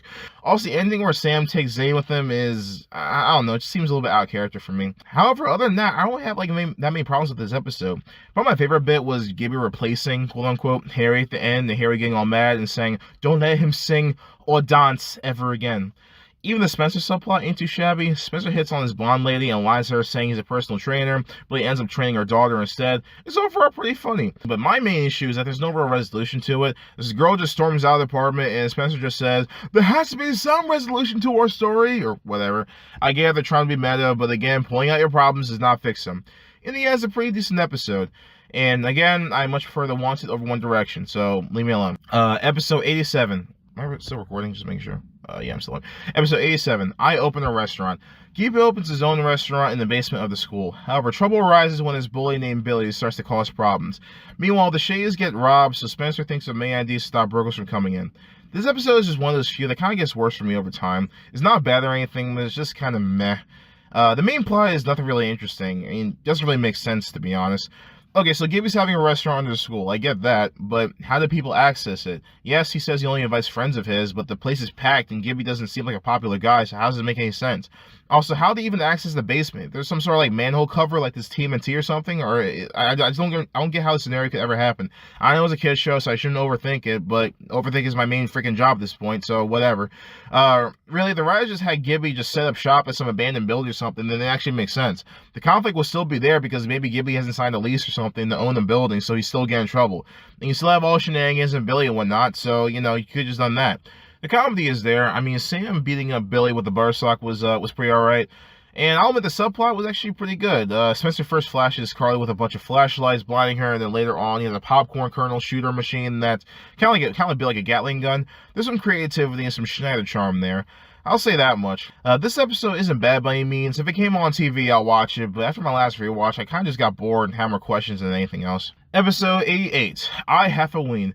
To commemorate the halfway point till Halloween, the iCarly game make up a holiday called Halloween. We pretty much wear costumes just like Halloween, but instead of October, it's late April, early May, I'm guessing. So this episode is the return of Neville, since I pity the Neville, and just like that episode, it's meh. I'll be honest, I'm kind of biased because I'm honest to God sick of the writers making Freddy a punching bag at this point, but I just didn't care so much for the ending scene where Freddy's just disguised and thrown into a goodie basket. I guess it isn't the worst of his torment, but it's a lot worse than the next episode, but yeah, not a fan of it. The episode is decently funny. I like the whole deep voice gag that the iCarly trio had for most of the episode. Probably the funniest bit was Gibby being an anti-simp eating chicken wings while girls are talking to him.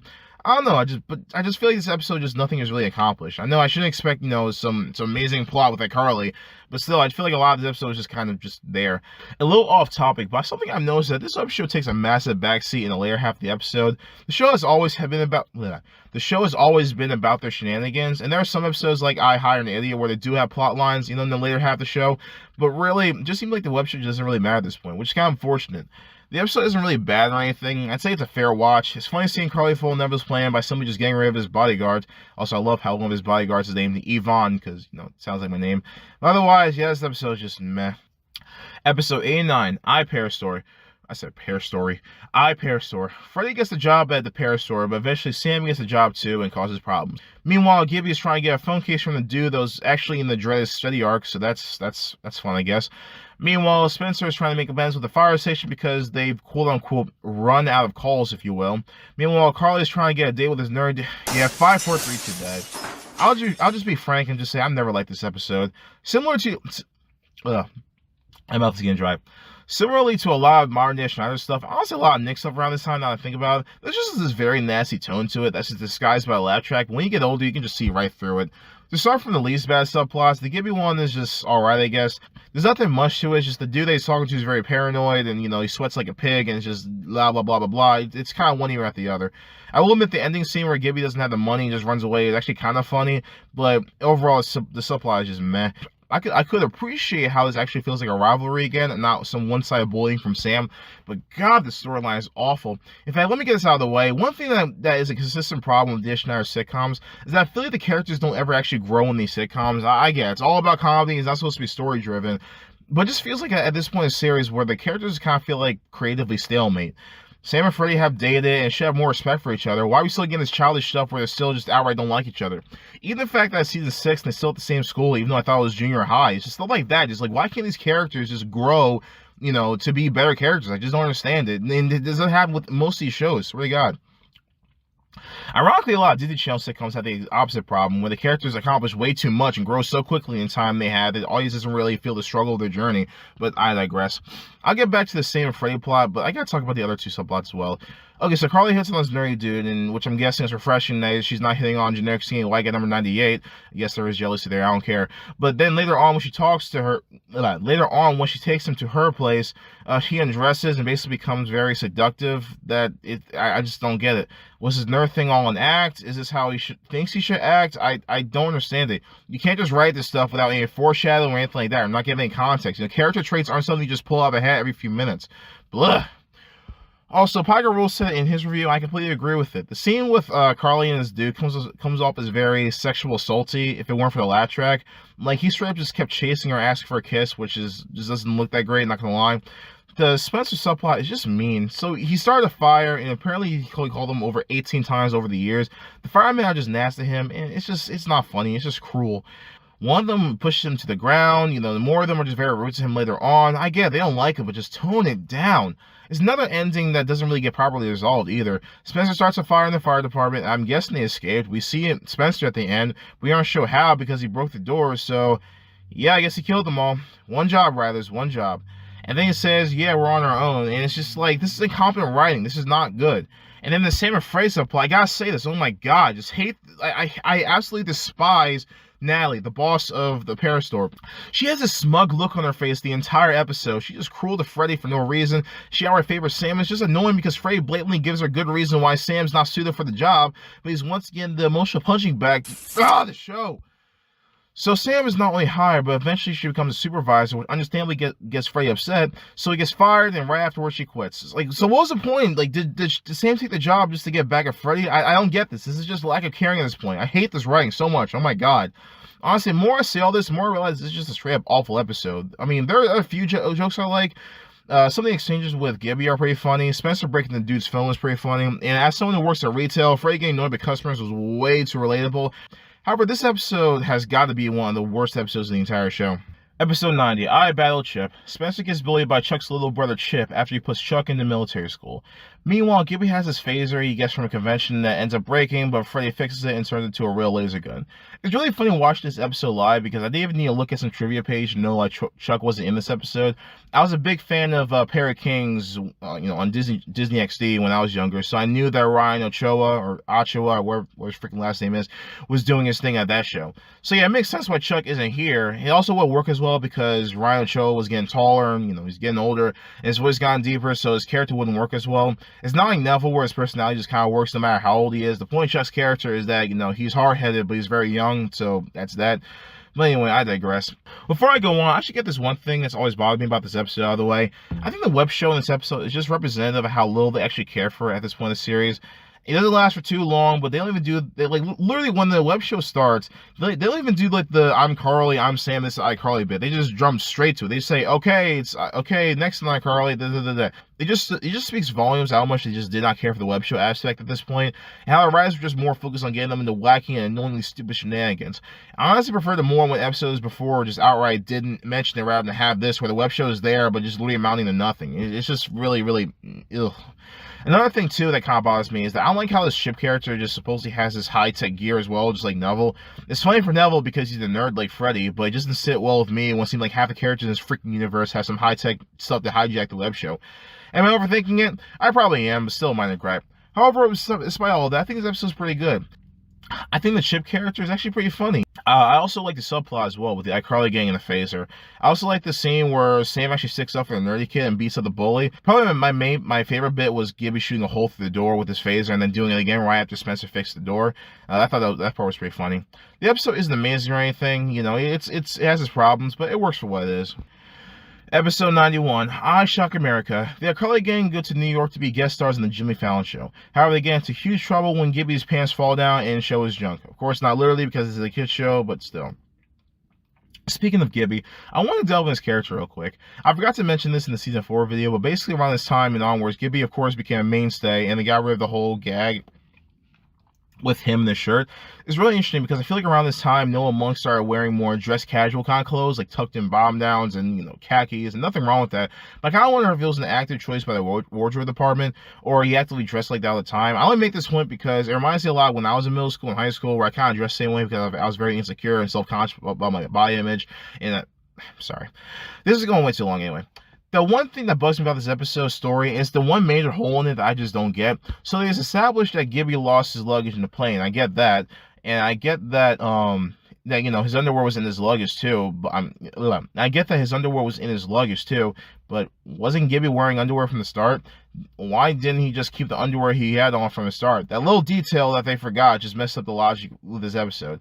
Was there a line that said Gibby had no underwear on when he got there, or am I missing something? If there was, I apologize for this point, but what's with the season's fetish for having men go commando? I don't get it. The same thing with the last episode. It's weird. And as far as other things I don't like, the whole bit with Carly vomiting in people's hat, the whole bit with Carly vomiting in Questlove's hat is not really funny, especially with Sam, quote-unquote, dissecting the vomit, was just, ugh.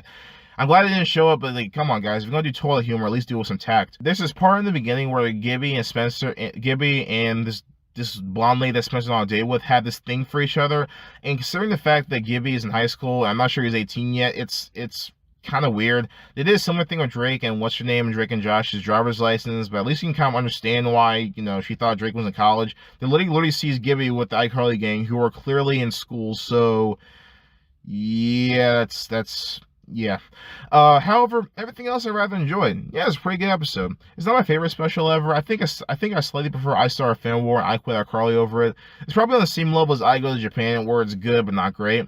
I think what I just like about the episode is just the change of environment. There were a lot of good gags here, like Spencer starting a fire in the shower, him slamming into the biker, him sliding into the restaurant, having the discount Seinfeld theme in the background. Freddy getting mad at Gibby over the pickle. There's just a lot of good jokes that really elevate the episode in spite of his gaping plot holes and other minor issues. So in general, I like this episode a fair bit. Episode 92, I Get Banned. Tebow gets banned from the Shays' apartment because he goes there without their permission. Meanwhile, Freddy and Gibby start a band only to impress girls. First, I want to address the fact that for some reason this episode is edited on Paramount Plus. The scene where Spencer runs out to his room in the middle of the night after Carly bans Tebow is cut down. I think I have an inkling why. At one point, Tebow calls Spencer on the phone and says, "Man, your sister can be a real butt," and then cuts off. I don't know, maybe the quasi swear was enough to cut the scene down. I don't know. I think it's kind of dumb because I thought that was pretty funny, but whatever. But I'm going to get straight to the point. I actually think this episode is really, really funny. Like, it is genuinely one of the funniest episodes of the entire show. I really don't know why, because even at its best episodes, this season the last two aren't anywhere near as funny as the best episodes of the first three, but so many jokes this episode land. From Tebow shooting a lemon launcher at Carly's date, to Tebow outright banning Carly from the groovy smoothie and having the skunk spray, to Freddie and Gibby's pathetic plan of faking they're in the band just to get girls, to both scenes where Freddie and Gibby are practicing their song are just really funny. Heck, there's even a joke that I feel like shouldn't work, but actually kind of does. There's a part where Gibby corrects Freddie as he says during, like Freddie says as during, and Gibby kind of roasts him for that.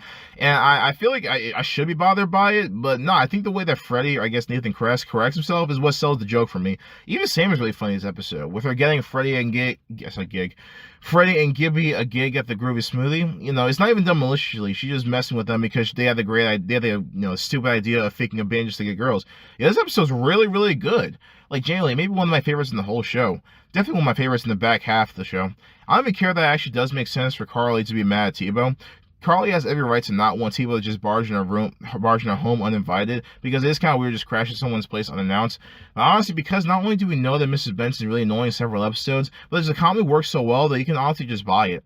I'm sorry, I'm genuinely taken aback by how funny this episode is. I just do not buy that Dan Schneider and Jake Farrell wrote this. This has to be George Doty, I don't know how to say his last name, George Doty IV, like the writer from Drake and Josh. Like, this is genuinely that funny.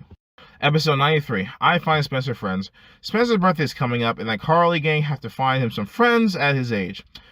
Alright, I'm just going to get right to the point. In my opinion, this is absolutely the worst episode of the entire show. 5, 4, 3 to bed. No, I'm not kidding. This isn't hyperbole. This is worse than I Hate Sam's Boyfriend. This is worse than I Stakeout. This is worse than I Meet Fred even. This is worse than I Move Out. This is worse than I Do. This is worse than the entire SETI arc. This is, without doubt in my mind, the absolute worst episode of the entire show. There is absolutely nothing in this episode that I like. It's almost as if they take everything I hate about previous bad episodes and encapsulate it into one. I mean, so serious. People doing nothing wrong end up getting punished, just like I Look Alike. There is no real resolution, like plenty of modern Dash Schneider episodes. The comedy tries way too hard and consistently falls flat, like I Meet Fred, I Do, etc. The episode in general is just very nasty, like I Stake Out, I Hate Sam's Boyfriend, I Sell Panties, a lot of bad episodes, really. And to top it all off, they flinderize Spencer to an obnoxious degree. They even have a guest star who is literally there for no reason. I just hate this episode. It sucks because the last episode is one of my favorites, so what the heck happened? Firstly, the way Spencer is written is just horrible. Yes, the point of his character is that he's immature, he's a man-child, but why, oh why did they make him so painfully juvenile? Spencer is still an adult who asks out girls, goes on dates, and has responsibilities. For him to be acting like this is just awful. There's no other way to put it. The iCarly gang going to different places to get Spencer's friends should be fun to watch, but I'm sorry, what kills the episode is that these guys are just regular dudes who act like how adults should be acting, and they're somehow punished in the end. Why? These writers, or writer, I guess, just made them just a little bit more unlikable, then this could have worked. But no, we get this fucking garbage piece of shit episode.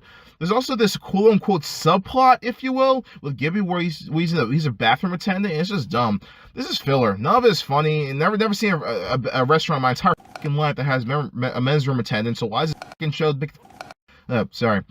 Then they have this guest star, Emma Stone, and while I like Emma Stone, literally, why is she here? There's literally no reason for her to be here whatsoever. I'm literally dumbfounded. Did she contact Dish and asked to be in an episode? What was the point of having her here? She literally just shows up at the restaurant, gets selfies with them, and then gets kicked out. Like, fuck you, Gwen Stacy. Fuck you, Rise, for making Amazing Spider-Man 2 a lot worse than it really needs to be.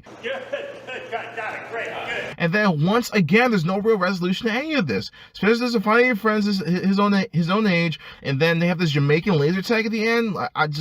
So thanks, Hacks. This remind me that there's literally nothing. No, I'm done.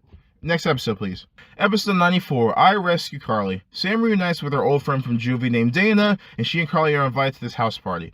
However, Sam skips it. Carly and eventually Freddie and Gibby go to the party in which they end up getting trapped. This episode is kind of like an inverse I Reunite with Missy. This time with Sam's friend instead of Carly's friend. Instead of Missy just moving around the area, is Dana getting out of juvie. And just like that episode, I'm not really a big fan of it. I don't know which one I like or dislike. I mean, both are meh. I don't know which one I prefer more because I like the action scene at the end of this one, while I Reunite with Missy was just kind of boring the whole way through. And this one doesn't have any moments that are like outright frustrating, like the one joke completely failing because of his inaccuracy, and Carly just, saying she only needs one best friend, completely disregarding Freddie, like, I Reunite with Missy. However, this episode is just kind of like a wasted opportunity. Yeah, it's meh, but it's not really a far from 5, 4, 3, 2 bad episode. I'm not expecting like a whole 5-minute action scene or anything, but I mean, they have a setup where Sam has to kind of face her past and face a crowd she's associated with just like rescue her friends, so make more out of it. I like how they incorporate a subplot with Spencer and the night vision goggles to the main story, I'll give them that. But just in general, I don't really care for most of the episode. Also for the first half, Carly's just really annoying this episode. She acts a very similar way she does in I Reunite with Missy, where she's kind of oblivious to this thing around her, and I didn't like it then, I don't like it here. The episode isn't bad or anything. I do like how they intertwine the subplot with the main plot because that almost never happens. And the action in the end is pretty nice. But there's some funny jokes here and there, like Gibby just randomly being shirtless on the couch and Sam blinding Spencer Tebow with their goggles. So there's some funny jokes there that elevate it. But in general, I'm just not a big fan of it. Episode 95. I lost my head in Vegas. Sam's mom gets arrested in Vegas, so it's up to the iCarly crew to pawn stuff so they can have the money to bail her out. So I like the idea of this episode, the idea that they have to raise money by selling stuff. This episode, however, in general, is just kind of like in one ear, out the other for me. Which is fine on its own, but it's not so fine when Gibby is just beyond annoying this episode. One pet peeve of mine is when dumb characters, goes out of their way to extend the duration of the situation. Just him selling his pants in the moonrock bit at the end. Just Gibby selling his pants and then the whole moonrock bit at the end. It's just like, why did they dumb down Gibby so much? And why did it take so long? I was honestly debating on whether this episode is bad or not, because honestly, I mean, yeah, it's nothing too offensive, but at the same time, it's just like I didn't really enjoy it either. But in general, I think it's just meh. I wouldn't really want to watch it again, but I do like the idea of it. It's just the execution isn't that great.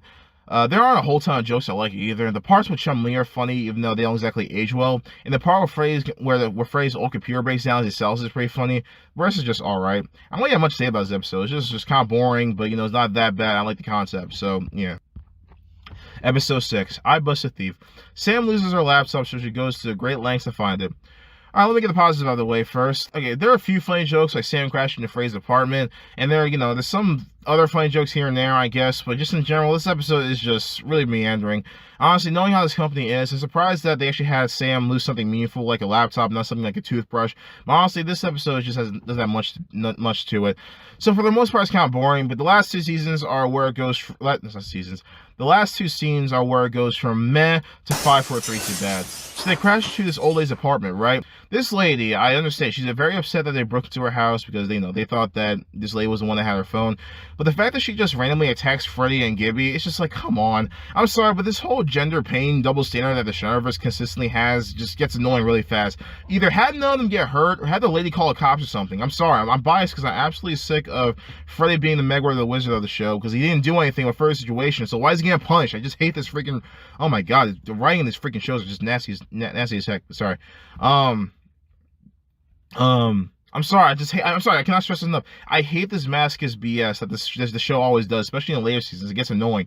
No, I should take that back because I mean Fred was really nasty too, and that was in season 2. Sorry. Anyway, the ending is really stupid too. Apparently, Sam's laptop was in some pizza box in the freezer. I'm guessing it was supposed to be like some like WTF kind of joke, but instead I'm just flicking my wrist because like I'm like, wow, thanks for wasting my freaking time, freaking hacks. The episode isn't god awful or anything. I could probably name at least 10 bad episodes worse than this, but yeah, it sucks. Episode 97. Goodbye. Yeah, we're at the finish line. Yippee. Carly wants to go to the military father-daughter dance, but she thinks her dad ain't gonna show up. Eventually he does, and they go, but then he asks Carly to move to Italy with her as he's about to be stationed there. Honestly, I consider doing a scene-by-scene breakdown of this, kind of like what I did for iPilot. However, this episode is double length, and I don't know, I feel like I'll be here forever. I will point out the major events in the episode and how I feel about them. Firstly, in the first half, Gibby and Freddy are at the mall, and Gibby's trying to have another new, unfunny copy of his head since he sold his in Vegas. I'll be frank and just say that the subplot is probably the worst part of this episode. I never liked the whole Gibby head gag, nor do I know anyone who actually does, so to dedicate a whole plot over getting another one is just really wasting my time. To be fair, I think part of it is because they were setting up a Gibby spinoff, which actually had a plot made, but ultimately wasn't picked up. Instead, we got Sam and Cat, was made, and to be honest, either reality wouldn't have been good because I don't think a Gibby show would have been that good, and I think Sam and Cat is dog shit, so whatever, I guess it's a lose-lose situation, really. Meanwhile, Spencer's trying to find a choke knot for his motorcycle. He asks Sam for help, and she ends up getting one for this guy named Michelito, who's played by the lovely and not so cancelable at all Dan Schneider. Anyways, meanwhile, Carly gets excited for this father-daughter dance. She wants. Oh my God! This is why I hate voiceover. Jesus Christ! All right. Meanwhile, Carly gets excited for this father-daughter dance, and she wanted to go with. Oh my God! She wanted to go with Spencer's dad, but he was unable to. So she was going to go with Spencer, but he ends up getting sick by Luber. Yada yada yada. Now thinking about, I feel like this episode. Now thinking about it, I feel like this episode is just a better version of iPair Store in the sense that there's a lot going on, but it doesn't feel like everyone is just meandering. There's actually a purpose to everything that's going on. Granted, I think it's because they double length, but even just the first half, oh my God, I cannot speak. Granted, I think it's just because of the double length, but even that, I enjoyed the first half a heck of a lot more than iPair Store.